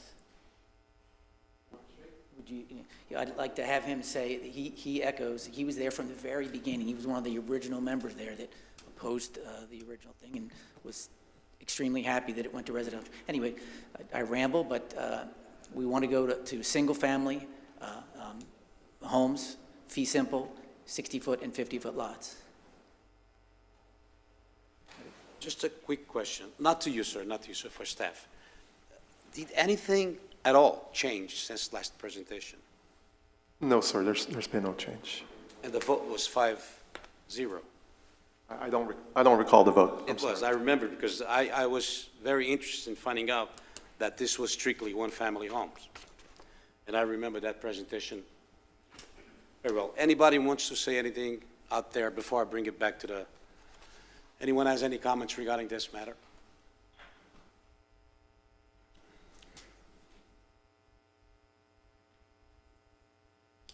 Just state your name for the record, sir. Len Dignard, Mayor, Councilman. Yes, I was part of the group when this initially started with Mr. Blessing. And I live on Kathleen Trail, and I'd be looking right out my front door at what he proposed on the first go-around and looking at high-rise buildings. Those parcels over there were designated as EST1, estate-type lots, 1-acre lots. He came in with a plan to, excuse me for my little bit of nervousness, I'll settle down. He came in with a plan to develop that into totally high-rise. We fought him very hard with our neighborhood, and he come back and did some multifamily and some single-family homes. And then he got that passed. I wasn't here for the first reading, so I didn't get up and talk, but I did speak at all the other ones. To say we're very happy about having 450 single-family homes in there, which are going to be very small, accounting for 2 cars per family, 900 cars, 1,800 entrances and exits a day going onto US 1. I hope when they did the planning and you folks looked at it, and there is one councilman that was here when all this came about, But today, you look at that traffic, I hope you've really looked at the planning on that. That's a lot of traffic entering US 1 in Belterre. That's only to go to work each day. Then you take the errands that people run. So there is an issue to me with traffic over there. Am I totally happy with single-family homes, those small ones we're gonna have with 450? Yes, it's better. But I don't wanna stand here and say I'm happy about it. I don't know what the solution is, but when I bought my home, it was zoned for EST1. No argument about that. And that's been changed. He got it through for industrializing that part of US 1 and putting the homes behind it. Thank you.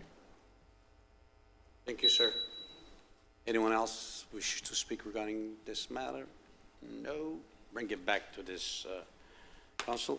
I'll entertain a motion.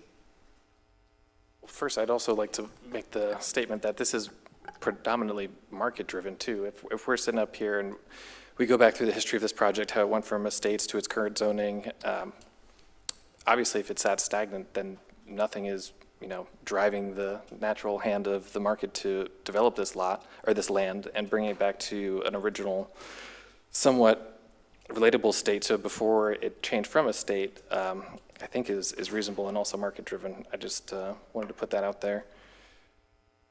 Any other comments? Yeah, so what has changed is I went up and I looked up how many properties we have that is zoned industrial. We almost have none. That's the only thing that's changed. Well, that didn't change. Well, that I seen it. Any further comments? I changed. I guess if I had a choice of having houses next to me or high-density apartments and industrial stuff in my neighborhood, I guess I'd have to go with the houses at this point. Have we looked at the traffic? I don't know if a traffic study was done on that, but I think we have the wrong definition of high density. Well, whatever, I mean, Sure. apartments. If I may just address that issue of have we looked at traffic. At the future land use map and rezoning and zoning map amendment level, we look at traffic from a very high level, meaning we're going to compare the traffic that would be produced by what you have now and what you would have if we were to approve this amendment. And that comparison is that this amendment will produce less traffic than what's approved now. When they come in to do the plat, when they start cutting up the land into pieces, there will be another traffic study, and there we will look at the impact that it has on the existing traffic at that time and where the improvements will have to come. No study was done. Yes, In the state, just to add to US 1 is a state road, so Gonna bring they less would be involved traffic. with that process as well. It's going to bring less traffic, but it's going to bring less taxes too. Well, new construction, so it wouldn't It's be. okay. When the residents have to pay more taxes, then they'll figure it out what happened. But what do you mean by more taxes? A business would have paid, maybe we would have a bigger percentage of business paying taxes, not more taxes. Yeah, and it would be new revenue to the city versus what's not constructed today. Let's not get that mixed, because it's two completely We'll have more different- sales taxes.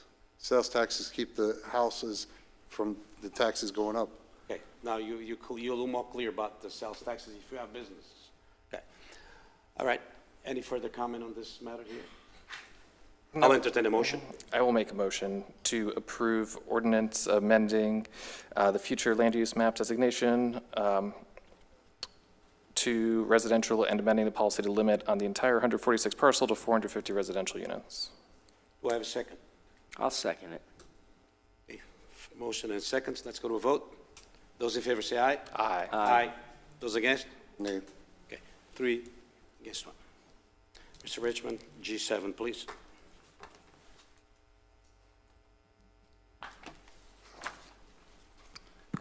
Mayor, Council, this is the corresponding rezoning. This is an ordinance of the City Council of the City of Palm Coast, Florida, providing for the amendment of the official zoning map as established in Section 2.06 of the City of Palm Coast Unified Land Development Code. It's amending the zoning designation for approximately 145 acres from Master Plan Development, or MPD, with a development agreement in Suburban Estate EST 1 to Single Family Residential 1 SR SFR1, and single-family residential 2, SFR2, and preservation, subject property is more described in Exhibit A to the ordinance and graphically depicted in Exhibit B. This ordinance provides for severability for conflicts, non-codification for an effective date. Mayor, Council, this is a quasi-judicial matter, so if there have been any ex parte communications since the first reading, since this is the second reading, those should be disclosed at this time. I have had none. None. I have none either. All right, do we have any changes since the first readings? No changes, Mayor, and no additional information from staff. Is the landowner present, just in case if you have any questions?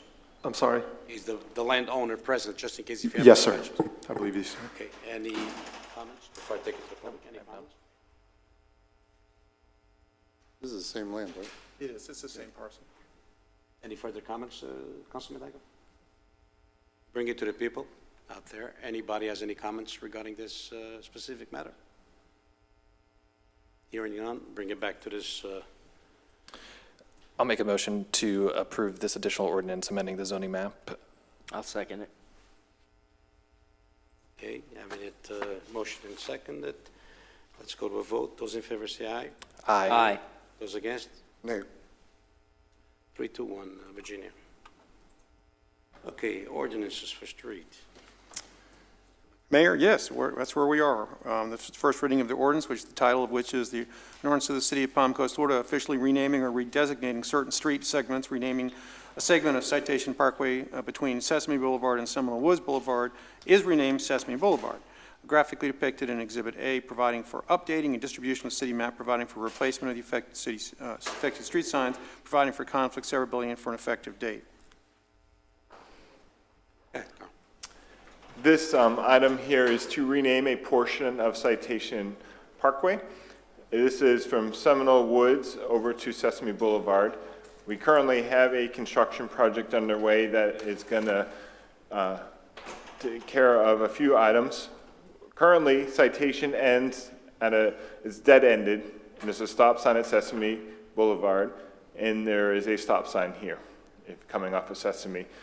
This road is being reconstructed and reconfigured. There's currently a bridge at the end at this intersection that, per DOT, was very poorly rated. It was inspected every 6 months. It needed to be replaced and rehabbed. So that is currently happening. As part of that, we are realigning the roadway to eliminate the 90-degree intersection and make it a continuous curved roadway going back to Seminole Woods Boulevard. So as part of that, it would be basically an extension of Sesame, which would be a complete loop, like a lot of our other collector roads throughout the city, where it would come from, it would intersect with Sesame at 2 locations.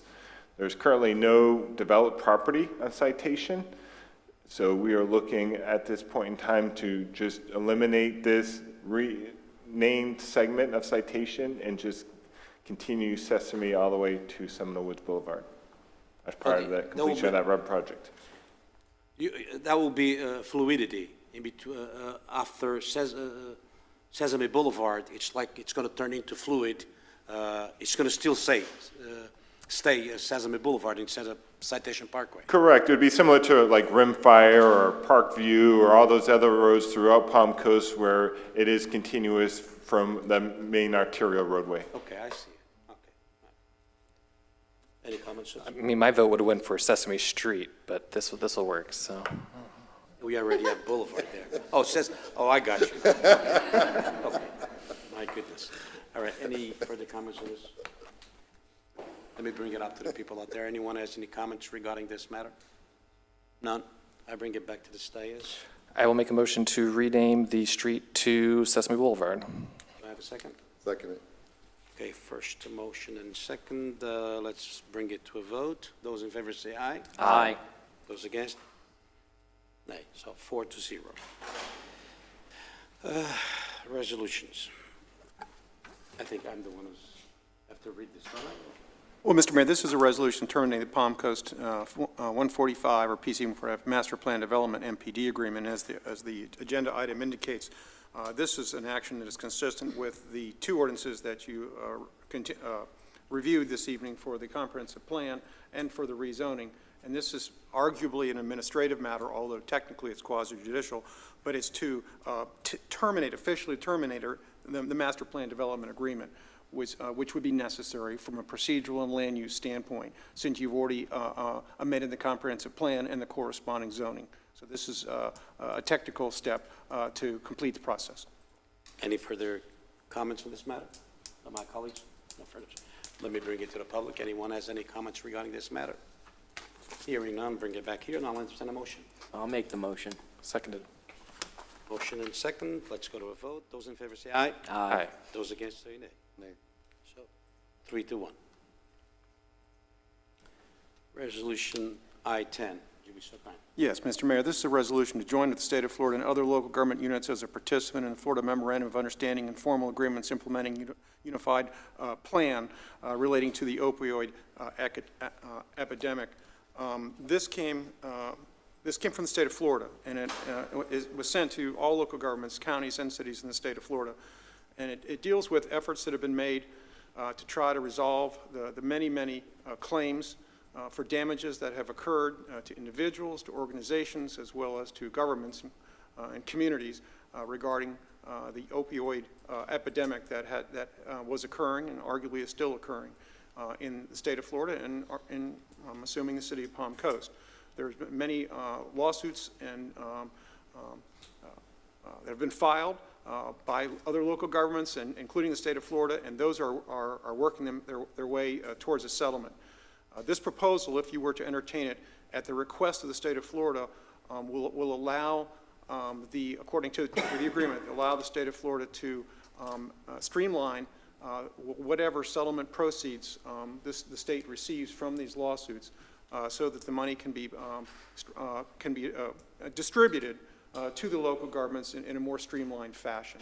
So the more local governments that sign off on this memorandum of understanding, the better that the state will be able to then take the proceeds from the settlement and distribute them to the local governments, the counties and the cities. And so this is at the request of the state of Florida. Any further comments on this matter? Nope, I would just like to say that I know these settlements are in the billions of dollars, and they're finally being distributed essentially because they were found guilty of marketing an opioid as a medicine. But I have been listening to a bunch of podcasts where this money's finally starting to make its way down into the individuals and through the municipal routes. But this is something that I think was a pandemic before the pandemic, and here we are. No extra comments? I'll take it back to the public. Anyone in the public who wishes to comment on this matter? State your name for the record, please. Alan Lowe. I'm a board member of the Flagler Open Arms Recovery Services, and we deal on our end with trying to direct people to that have the disease of addiction to areas where they can receive help. So I just heard that if this is approved, it'll streamline the bringing of funds down to the county, the municipalities, and so forth. What will be done with the money once it's received there? Do we have any information on that? That's my question.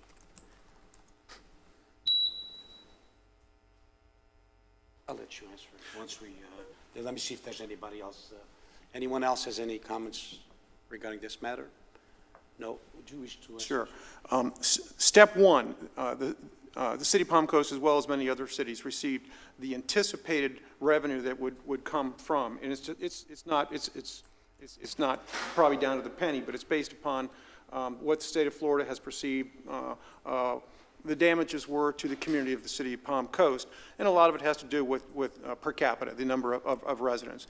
That's step one is this resolution, this memorandum. Step two would be all the local governments in the region or in the county, including all of the cities, and this is what other cities and other counties are doing, are to work together to try to work to consolidate the monies. Because, for example, let's say that the city of Palm Coast gets $100 and Flagler Beach gets $70 and Bunnell gets $50. Well, it's a lot harder to use that money for those smaller amounts of money than to consolidate those together towards arguably one project.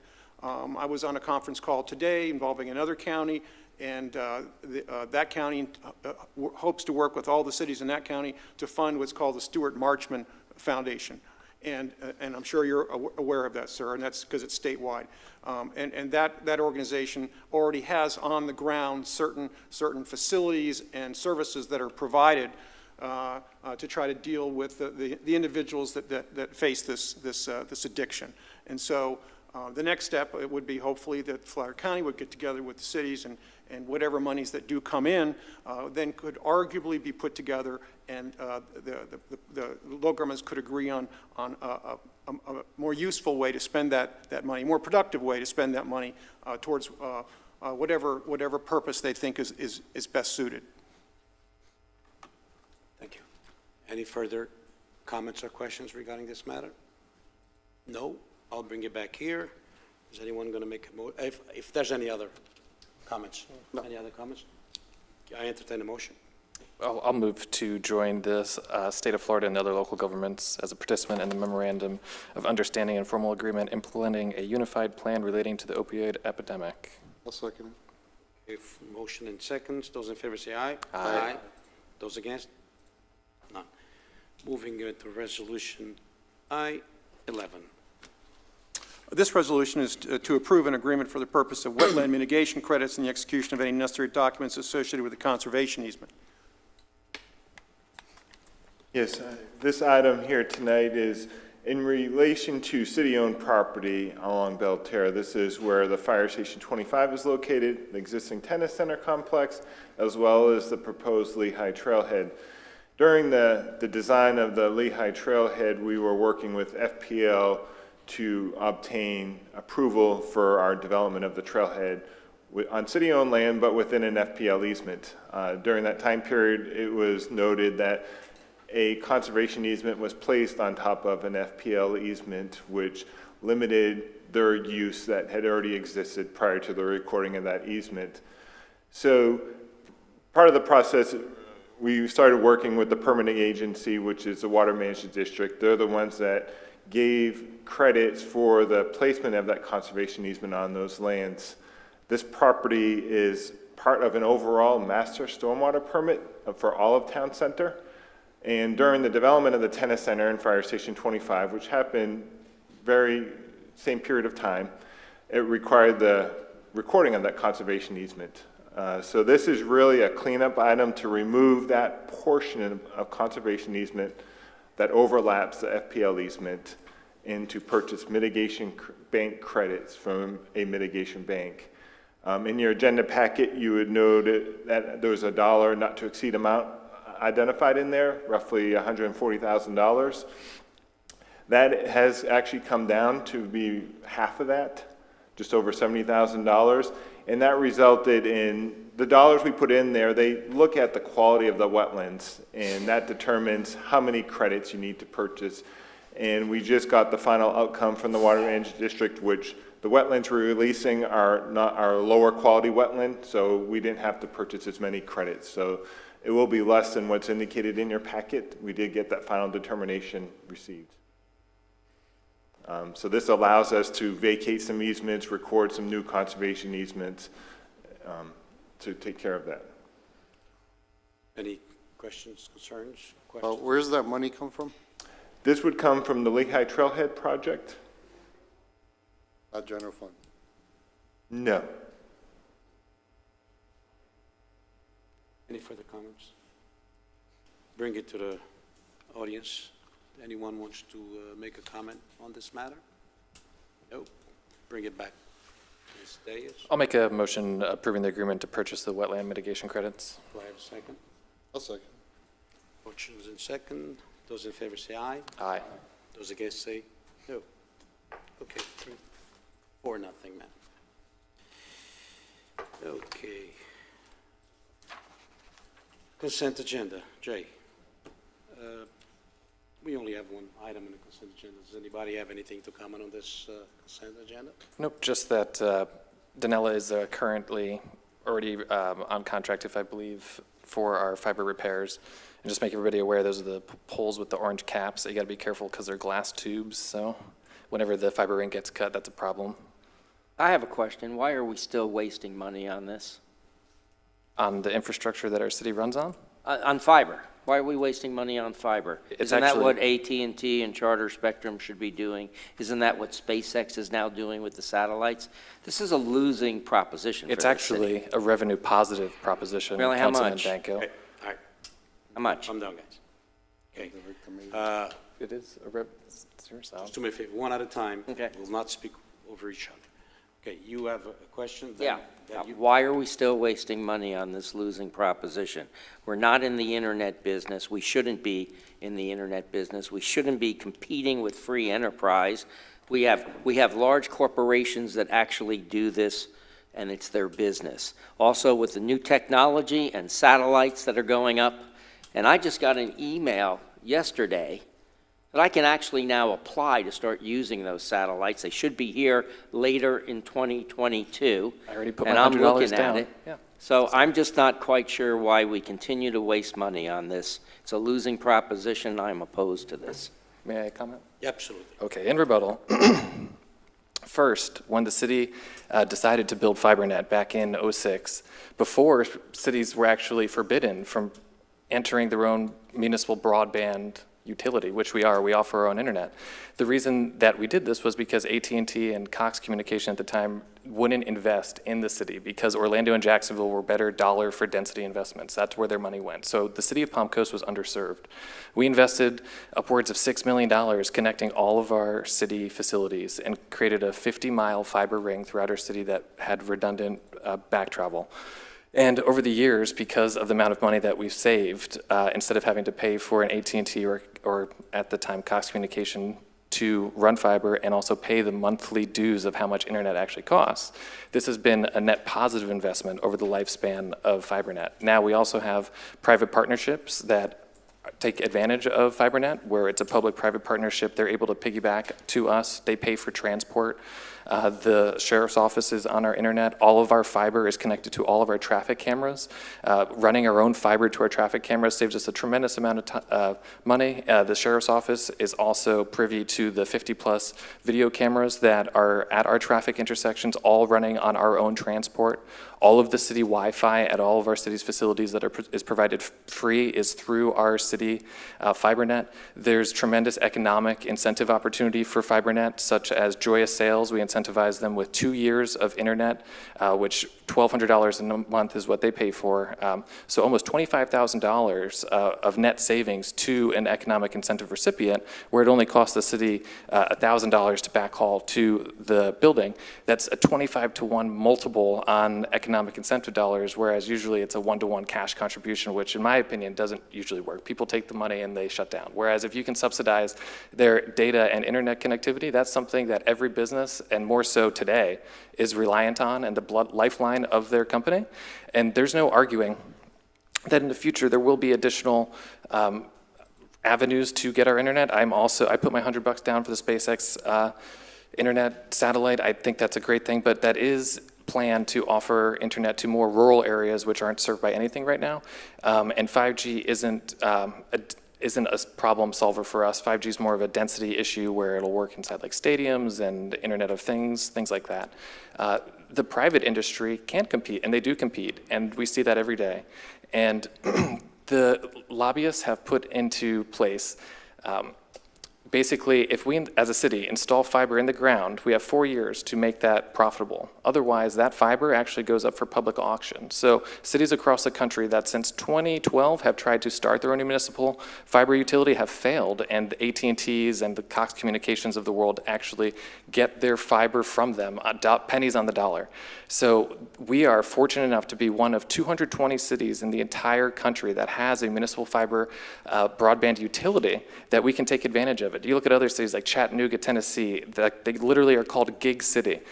And the main key point that these lobbyists built these laws on at the FCC are essentially that the cities are too competitive and that we're not expecting to make a profit, whereas they are, so we shouldn't be able to compete with them. And that's why these laws are in place, to preempt the cities from installing their own fiber.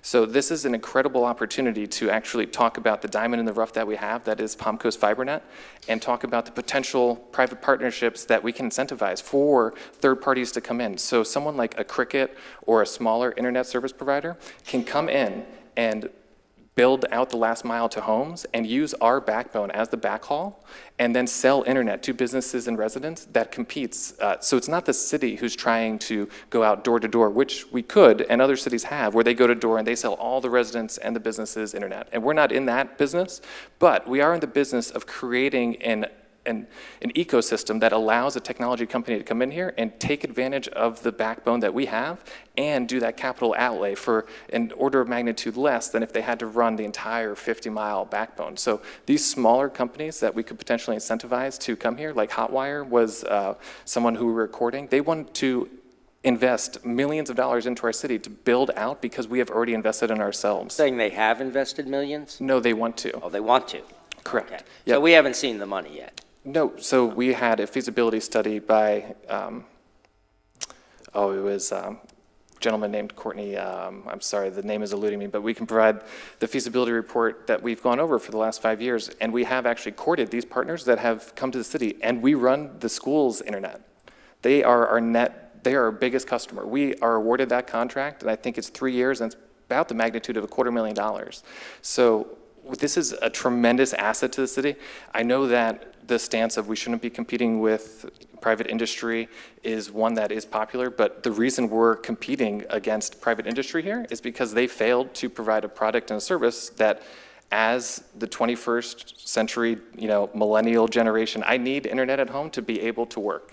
If I don't have that, I couldn't live in Palm Coast. Where does the money come from that was paid for this? Probably comes from I will defer to city management, but I would imagine that this was it was a fund that is self-perpetuating. What do we call these? What's that? An enterprise fund. Yeah, sorry, I forgot the word. An enterprise fund that's self-fulfilling. So basically it's paying for itself, much like the water utility, and that's where these funds will be coming from. What did you just say? Enterprise fund. Our enterprise fund, our utility fund, which is what, $200 million in the hole? No, well, that's capital debt, but it's not really in the hole. But what an enterprise fund is, it's reported separately so that it's not just coming out of our general fund, so that revenues take care of the expenses. And then the revenues that are left over, profit, can be put back into the general fund. So this pays for itself and then some. So how much have we spent on this so far? Total? Yeah. Probably over $10 million. And how much did we get back so far? We have eclipsed that, absolutely. If you look at the 50 miles that we've run with what it would cost the city facilities and our transport, we have made that many Mr. Mayor, Council, just so the record is clear, I understand that there's a discussion this evening about the merits of the overall program. The action that you're taking tonight is a contract for the operation and maintenance of the city's fiber optic network, not for the expansion of it. So my suggestion would be that for purposes of deciding on the merits of the action that you're taking tonight would be, if you don't enter into these contracts, what is the practical consequence of not having someone doing maintenance on your existing facilities? We shut this thing down and end it. That's the consequences. Yeah, and then the sheriff loses all internet connectivity. The school no longer has internet connectivity. All of the private ISPs that we partner with, they also are no longer able to operate. You're talking about... They'll have to find new service. Yes, they would. An interruption to service, that's your option? You're saying we should just cut off? This blows my mind. Saying we should just continue with this boondoggle that's going to fail in the end? That's This making stuff from that's making us money? 2006? It's making us money. Excuse me, let's not speak over each other. Let's not speak over each other, okay? You asked the question, he answered it. Mr. Marchman said what this is all about. And Well, I don't want to speak for staff. I'm giving you my interpretation of what I understood. So, I mean, I'm not an expert in FiberNet. That's correct. This is just a contract for daily operations of the fiber network. So if, Councilman Danko, you don't want to vote for this, then if something were to happen, the city and all of our staff are unable to use the internet. That is why we should vote yes on this consent item. You can vote yes. I'm not. That is very poor risk management and catastrophic. I don't need a lecture from you. I know you've said that multiple times. Let's not speak over each other, please, please, please, please. Maybe you do. All right, I'll bring this matter to the public out there. I saw some people that wanted to speak about it. So this is going to be funny because you're actually... Your name for the record, sir. My name is Michael Arnold. And so currently I contact Spectrum AT&T. Okay? That's pretty much who our cable providers are here. When Spectrum took over the contract from, what was that? That was that blue company that was hit here, or Bright House, thank you very much. When they took over the contract, it was their responsibility to provide services throughout the entire city, period. They actually were responsible for running overhead and burial. The funny thing is I actually work for Spectrum, so I'm pretty familiar with this one. So currently we're paying for our own services, and it is the responsibility of these cable providers under civil contract to provide individuals with these necessary resources.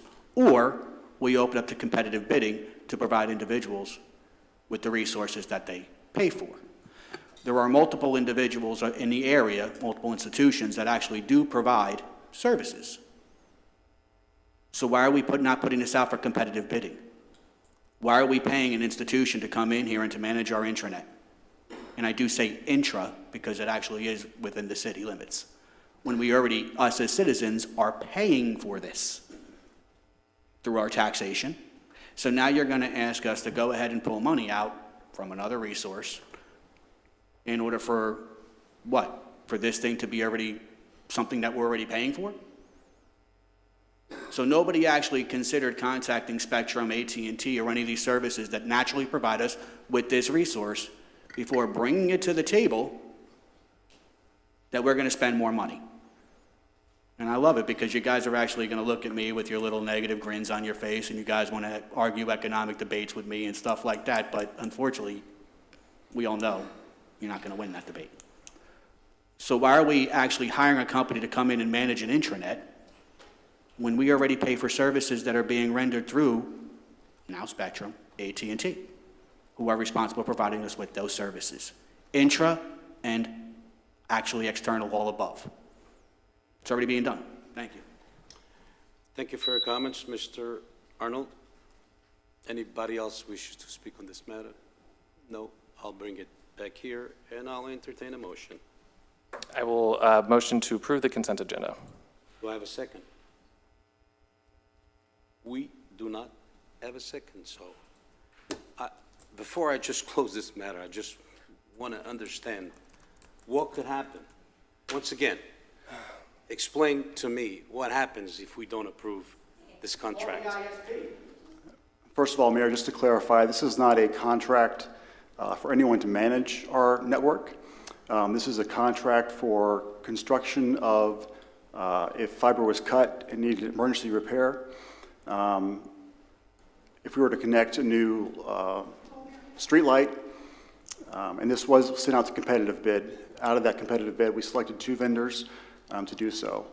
If we were to have a fiber cut without anyone to repair it, again, it would affect all our city facilities, the schools, et cetera. And Sheriff's Office as well. They're a participant in our fiber net. Or the cameras, correct. How much is this? It's per accident, so. Per accident. Per accident. This is serious. I cannot emphasize how serious this is, and I don't want to put table stakes on the floor for this. Our entire city infrastructure runs on our own fiber. There is no ISP to call that will repair our own fiber. You can't call Spectrum and say, hey, my glass tube that's in the ground is broken. I need you to come repair my fiber. This is really, really important for our city to operate. I'm not blowing smoke. This is bare bones. If we have a fiber severed, it's cascading. It's not just the city. It's everyone who's on FiberNet, which includes third-party ISPs, which we're responsible for providing a level of service. I don't know what our SLA agreements are, but most of them are 4 nines, where it's like 99.99% service uptime. We have SLAs in place. The fact that we have this infrastructure in place, and you're basically arguing that we shouldn't repair it, even though it's a net positive utility, it's making us money. So when I don't believe it's making us money, and no Okay, one's provided me with any numbers. Have you that show asked? Do me a otherwise. favor, do not speak over each other, please. I'll give you all the time you want, Councilman, and you too, okay? Thank you. this is a positive, okay, so even if we don't look at that, just think about the risk mitigation and the prudency of being a responsible person who literally the entire city and its participants are running on this infrastructure. What you're saying is that if something were to take it down, you wouldn't want to have it repaired. And it's not as simple as just calling AT&T and saying, hey, I need all of my city facilities hooked up. And all of our city intranet goes away. Mr. Mayor, can I ask a question of staff? Absolutely. To the point of the questions were, what if we don't do this tonight? And I don't know the answer to that, but I think staff may know the answer to that, is does the city have contracts to provide intranet services that require the city, under the term of those contracts, to maintain this infrastructure in order to continue providing these services? Yes, sir, we do. And could you identify those contracts, the other parties to those contracts? And if, please give us your opinion, would we be able to comply with the terms of those contracts in the event this council does not approve this item tonight? No, sir. We could not. I ask if you could give me some of the names of the other parties to these contracts. Oh, yes. The largest one would be Flagler Schools. And with our contract with them, if we were not to approve this master service agreement, we would not be able to fulfill those contracts. The value of those contracts, I'm sorry. Sorry? The amount of money that is on the line with that contract, the e-dollars that? I believe it's $30,000 a year. 30,000? Yes, sir. So they'd have to get services from someplace else then if we couldn't fulfill the contract. In a rather quick manner. Okay? Call Charter Spectrum. I have a question. They actually had submitted their bid as well. It was a competitive bid process. We won. Doug, Councilman Clufus told me that this has cost $10 million, and we have gotten that money plus more back. Is that true? Over the lifetime of the network, yes, sir.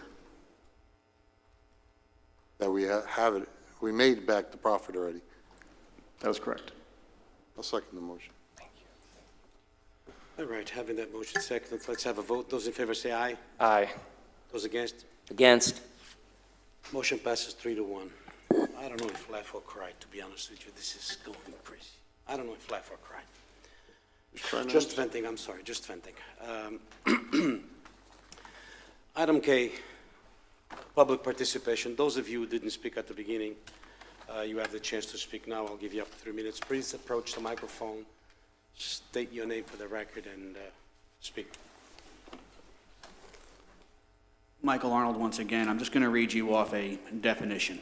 A situation in which a person has a duty to more than one person or organization, but cannot do justice to the actual or potential adverse interests of both parties. Under no circumstances does this say that this actually relies on a financial relationship. This is actually the clear definition of conflict of interest found on dictionary.law.com, which would be a natural resource that lawyers would turn to in order to understand the definition, and Mr. Reichman misinterpreted the definition. Once again, he's just not cutting it, guys. It's time to cut ties. Thank you. Anybody else has any comments, please? Hi, my name is Michelle Jean-Francois. I'm here today, I reside in Pompos. I'm here to ask you for help in finding a solution to many residents like me with Section 4433B, which is unpaved rights of way, with parking in the swell. I'm a homeowner and I reside on Slow Drift Turn, and I have 6 kids. When I first moved here, we had 2 vehicles to accommodate our family, but as you can imagine, our needs grew. Not only does my husband work full-time and I attend school, my kids also, I have 3 that are in college, and a 15-year-old that's well on the way to drive also. So with that being said, we have a total of like 5 cars at our residence. This is where the ordinance becomes an issue. Due to our packed driveway, the extra cars often end up parked in front of my house. And as a result, we've been getting citations for parking in the swell. I've tried to call and ask to please give me a solution. I've been unsuccessful. I spoke to Barbara Grossman, the supervisor of code enforcement, hoping that she would have a reasonable suggestion for me, but that wasn't the case. She gave me two options, which was to extend my driveway or go park at Walmart, which is not feasible for us. It's not feasible for me to extend my driveway because we cannot afford it at the time. The second option, to go park our car at Walmart overnight and pick it up in the morning, that's insane and that's an insult. I'm not 100% sure what the resolution is, but to park at Walmart, it's not. So I'm trying to figure out what other resolution could there be for someone like me who resides in Palm Coast, and we bought our home, and at first we didn't know of this code enforcement that we couldn't park on the swell. So at this point, I don't even really know what to do because all my children resides with me. And again, we have about 5 cars and one on the way to start driving, learning how to drive. Thank you. Thank you, Ms. Francois. Any other comments?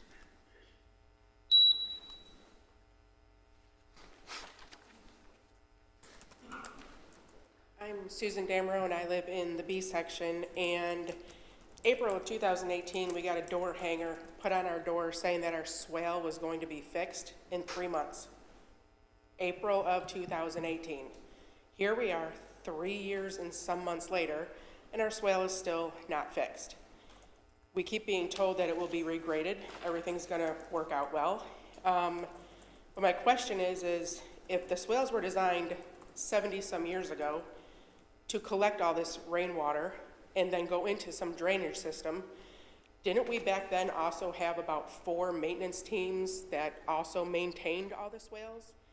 And if we did, is it also true that you've eliminated 3 of them, leaving 1 team left to maintain the whole city? Because I called the city about 3 months ago and I asked about this, and I was told that we are 185 streets away from still being done.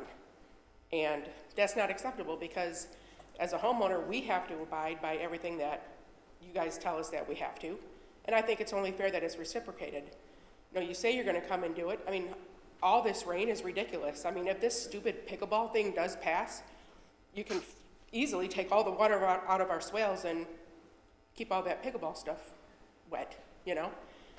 But if we put the teams back in to maintain the swales, within a couple of years, couldn't we have the whole city of Palm Coast redone and happy again?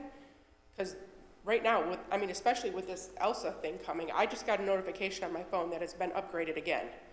So if we're gonna get all this rain, because 'tis the season, I think that the city should be proactive and help us homeowners and stick to your word. 3 years and 2 months later, we still are waiting. But we were told it would be done in 3 months, and it wasn't. And I guess on a second note, most of us were brought up with morals, standards, respect, responsibility, and stuff like that. And I think for a citizen, a tax-paying citizen, who sat here and only wanted an apology, 2 words, I'm sorry, for that to not be able to be brought to him, 2 words. I think by him walking out and many other people walking out, he gave you 2 words back. Thank you for your comments, ma'am.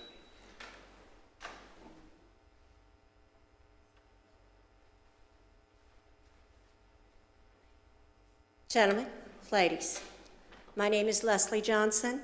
I'm here in Palm Coast. 2 of y'all on the council have lost my respect this evening. 2 of y'all have gained a little bit more respect from me this evening. What this young lady behind us just talked about, the man who wanted I'm sorry from this city, who employed a rogue person.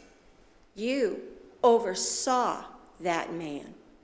Each of you are responsible for what that man said and did, all the damage that he did, all the nasty that he spread.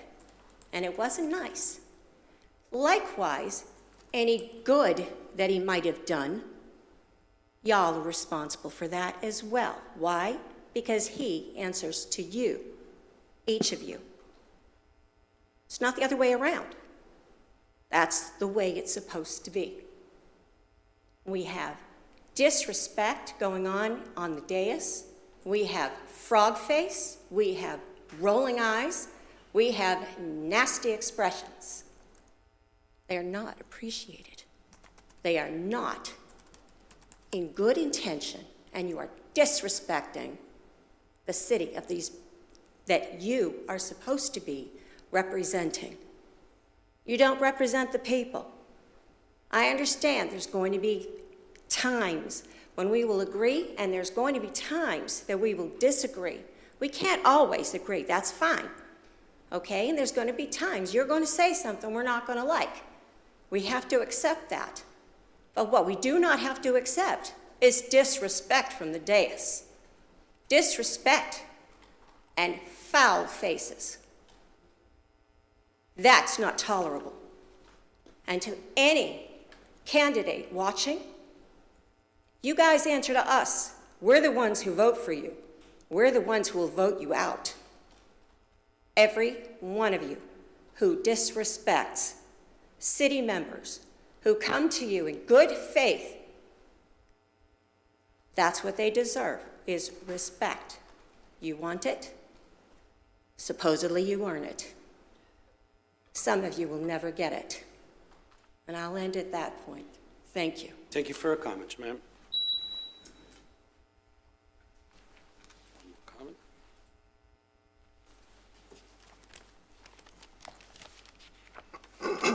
State your name for the record, please. Yeah, good evening. I'm Donna McGavin, part of Grand Haven. I tried to follow along. I don't know if you made a determination on renewing that contract or not. I was part of a Fortune 100 company, and my responsibilities involve technology. I just want to say that with hurricane season being 6 months out of the year, it would be a mistake not to have a maintenance agreement in place. That's really your disaster recovery. That's really your triage. When you think that you need to be able to deploy something immediately if that system goes down, you have to be able to make one call and have an entire team dedicated to get that system up and running.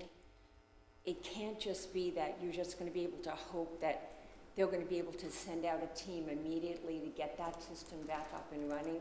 And I want you to think about that. I was kind of amazed to know that that contract is only $30,000, and then you guys would be back up and running. So I would really want you to really seriously reconsider that. That's a huge investment that you already have in place, and you just want to be able to keep maintaining that and not let that go into default. You would just don't want to think that a hurricane's right around the corner and that system go down.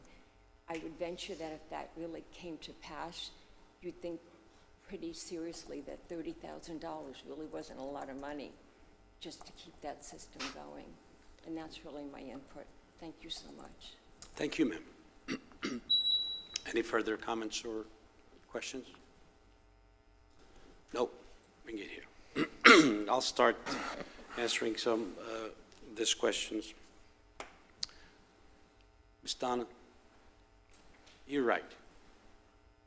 We must have maintenance contracts with every services we provide. That's a short answer for you, because I don't think there's any other way of doing it. Ms. Leslie Johnson, I resent the fact, let me say this 3 times. I resent the fact that you say that I showed disrespect. If anybody's being disrespectful, I want to point at your group, ma'am. I want to point at your group. Okay? I have not been disrespectful for anybody. I get emotional with that. Please do not ever call me disrespectful for anybody until you see me being disrespectful. And that's as far as I'm going to go. And please, like we spoke here the last time, very briefly, very nicely, please come back to me again and let's talk the same way we did the last time you spoke to me. Please. But please don't say I'm disrespectful. Ms. Francois, 44 3B. You have a big family. Usually, every every driveway takes up 4 cars. You have 5 cars. I venture to say that you don't put any cars in your garage. Because I don't. So therefore, the garage is for the cars. Meanwhile, you're not using the garage for the cars. This is for the numbers you gave me. As to parking in a Walmart, I think that's a rude answer that somebody gave you. And I would like for that to be brought up, okay? And confront Barbara Grossman to the veracity of the words. And I'm not saying that I don't believe you, okay? If this is what took place, it's pretty bad. Sending somebody to park on private property, not nice, not fair. Once again, I'm not denying that she said that, okay? And there was one other person, but I'm not even going to bother answering because I don't think you want to answer either, do you, sir? About the conflict of interest? You wish to answer? If you don't, I don't mind. My only comment would be that I think it's important for the council to understand that under your charter, the city attorney powers and duties are to serve as chief legal advisor to the city council, the city manager, all city departments, offices, city advisory boards, and agencies. That is the charter requirement for your city attorney. Thank you. Public participation is over. Discussion, wait a minute, this changed here. Discussion by the city manager of the matters not on the agenda. Did he become number 1 now? Okay. Go ahead, Ms. Nothing tonight, thank you. Very good. Discussion by city council on matters not on the agenda. Councilman Clifford. Yep. 2 things. One, I was going to address how critical it is that we raise these issues during our workshops for something like our consent agenda item that potentially puts something really important at risk, and basically how the city works and executes on a day-to-day basis. We need to talk about these things as a council, and we shouldn't make political grandstands on certain elements of what we believe in private versus public versus funding. It's meant for a workshop. We can hash it out there. We can educate one another. And number 2, the email that went out, I don't feel comfortable reprimanding someone who potentially was sending a whistleblower email, and I don't know the contents of that email. I haven't read it all. I just don't feel comfortable in this situation offering any credence or any opinion on it. It's not something that really involves us. And if Perry was involved in a negative light, that's not true, then he's a good guy. I'm sorry, Perry.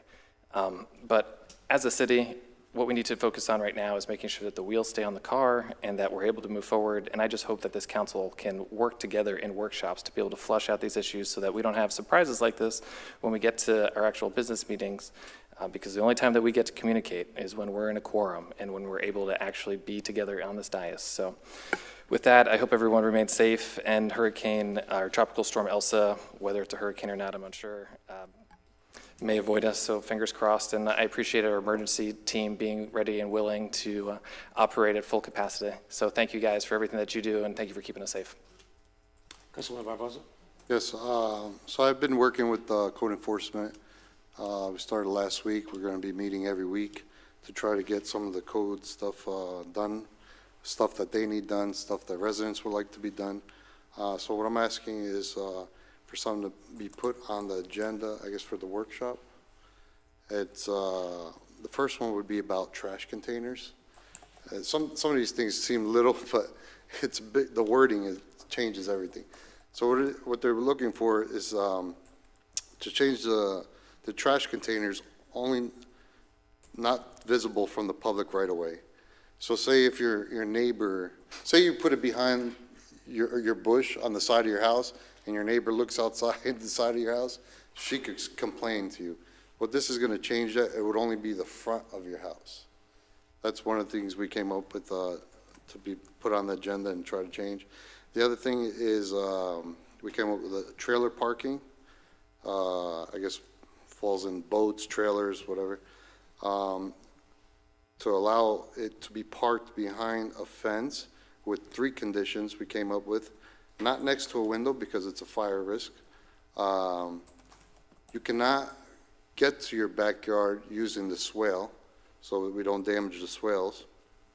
And the third, it cannot be seen over the fence. So these are just 2 things that we're starting to look into to put on the agenda for the next workshop. If Mayor, Council, from a procedural standpoint, the council member is following the procedure in Article 5J. When a city council member wishes to place a matter on the agenda, the city council member shall raise a matter at a regular city council meeting or workshop and seek the city council's consent for inclusion of the matter on the next available regular agenda, or if there's emergency circumstances, which I don't think you're applying. So it's at the discretion of the council.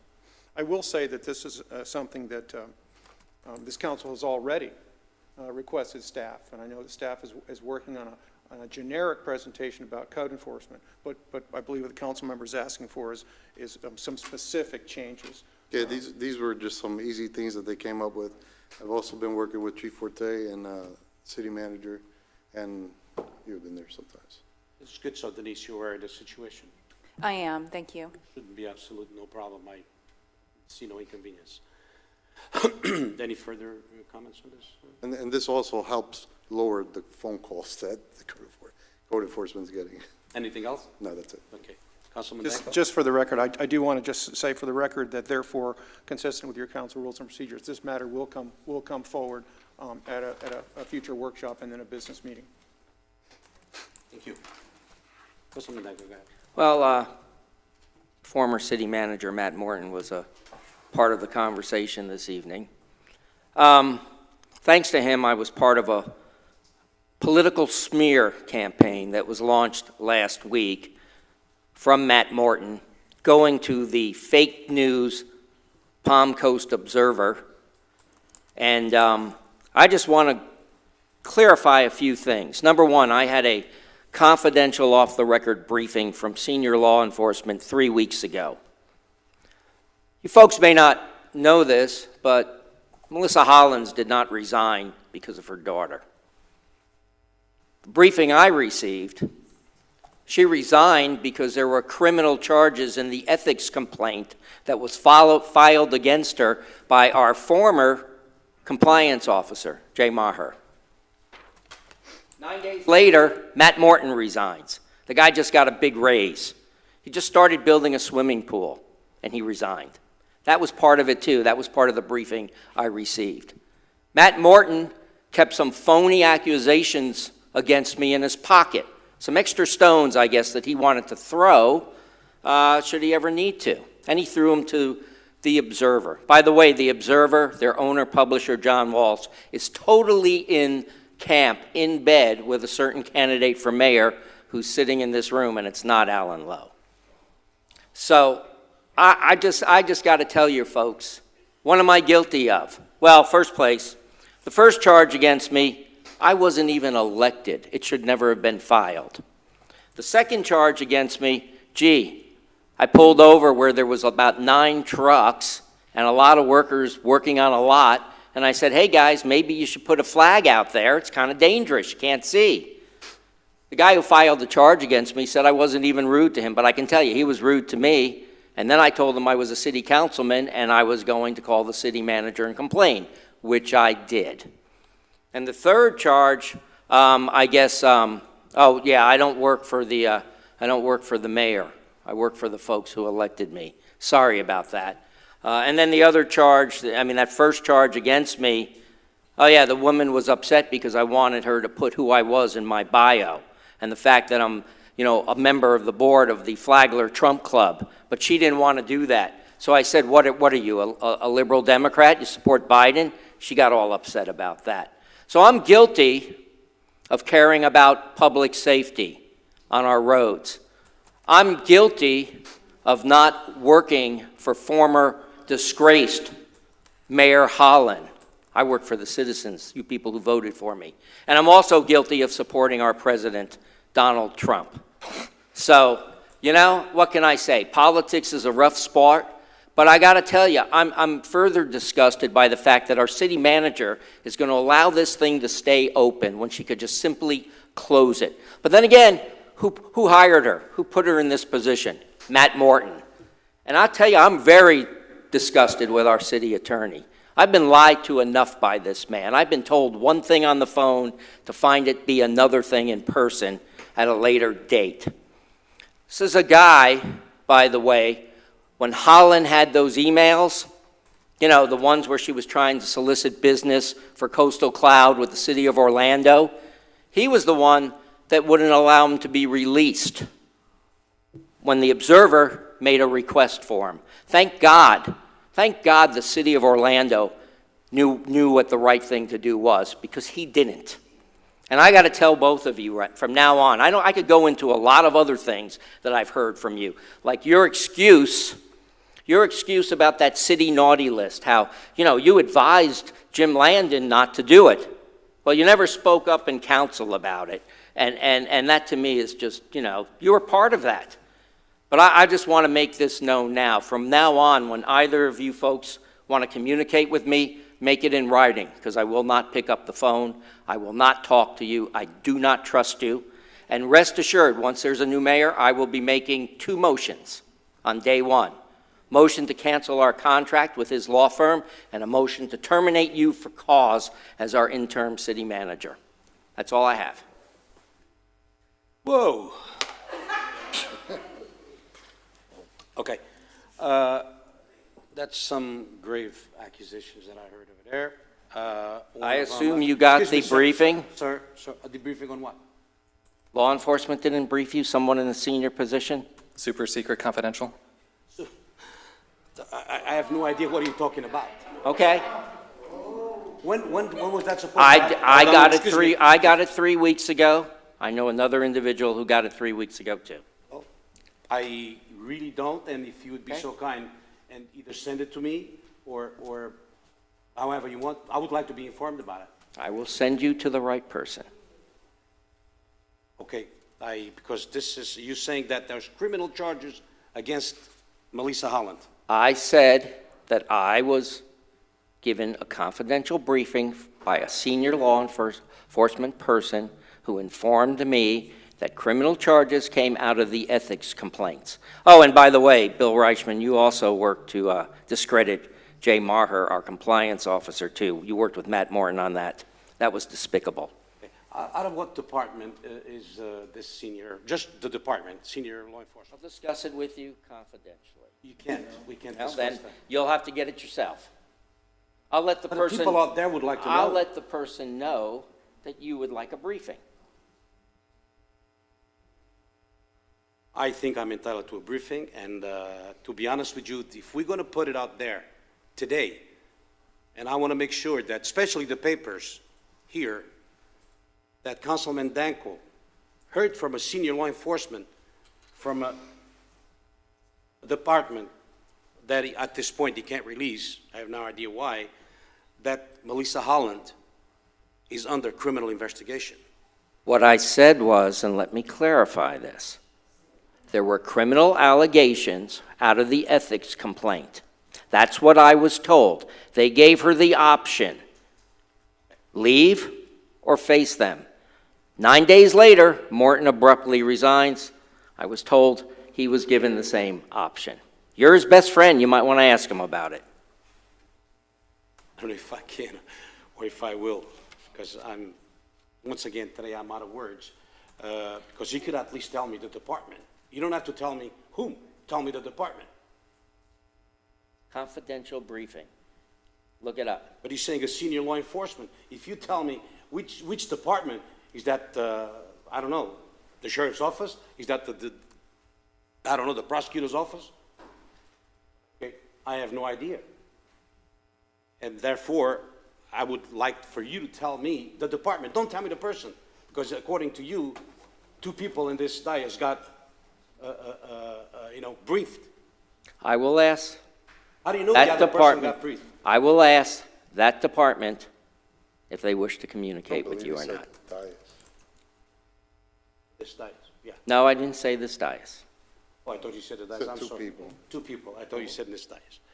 All right, this is grave allegations. I don't want to call it accusations.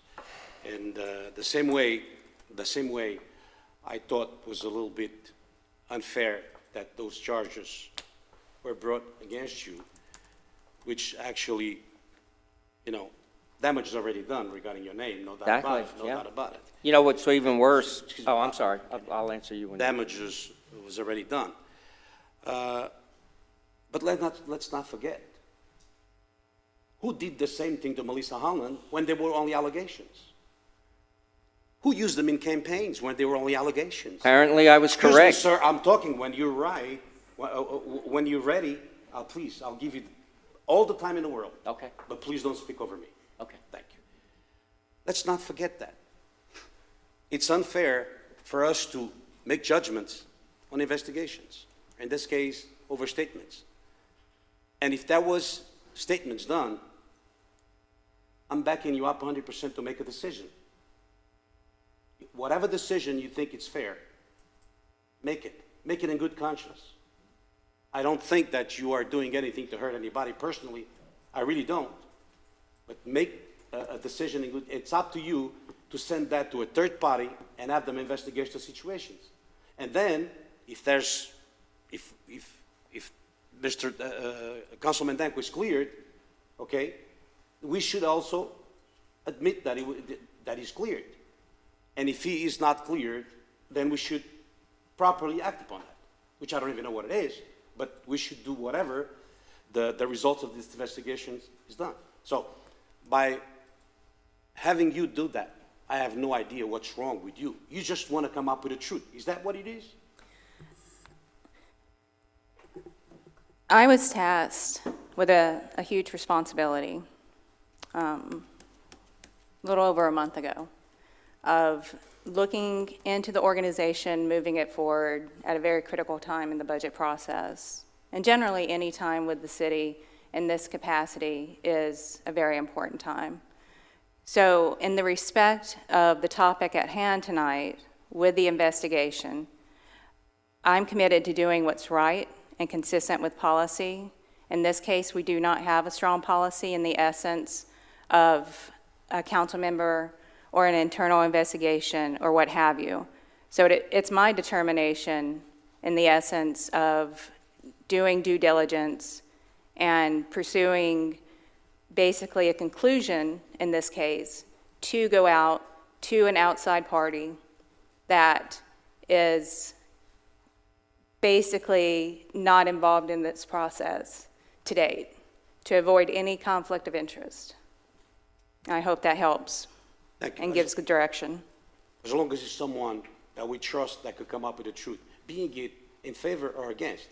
I don't, personally, I don't like to judge anybody before I get a conclusion. That was my life many, many years, was doing investigations. And investigations don't start as an investigation. It starts with a minor complaint, then you take statements. And then if you have probable cause or reason to believe, then you investigate.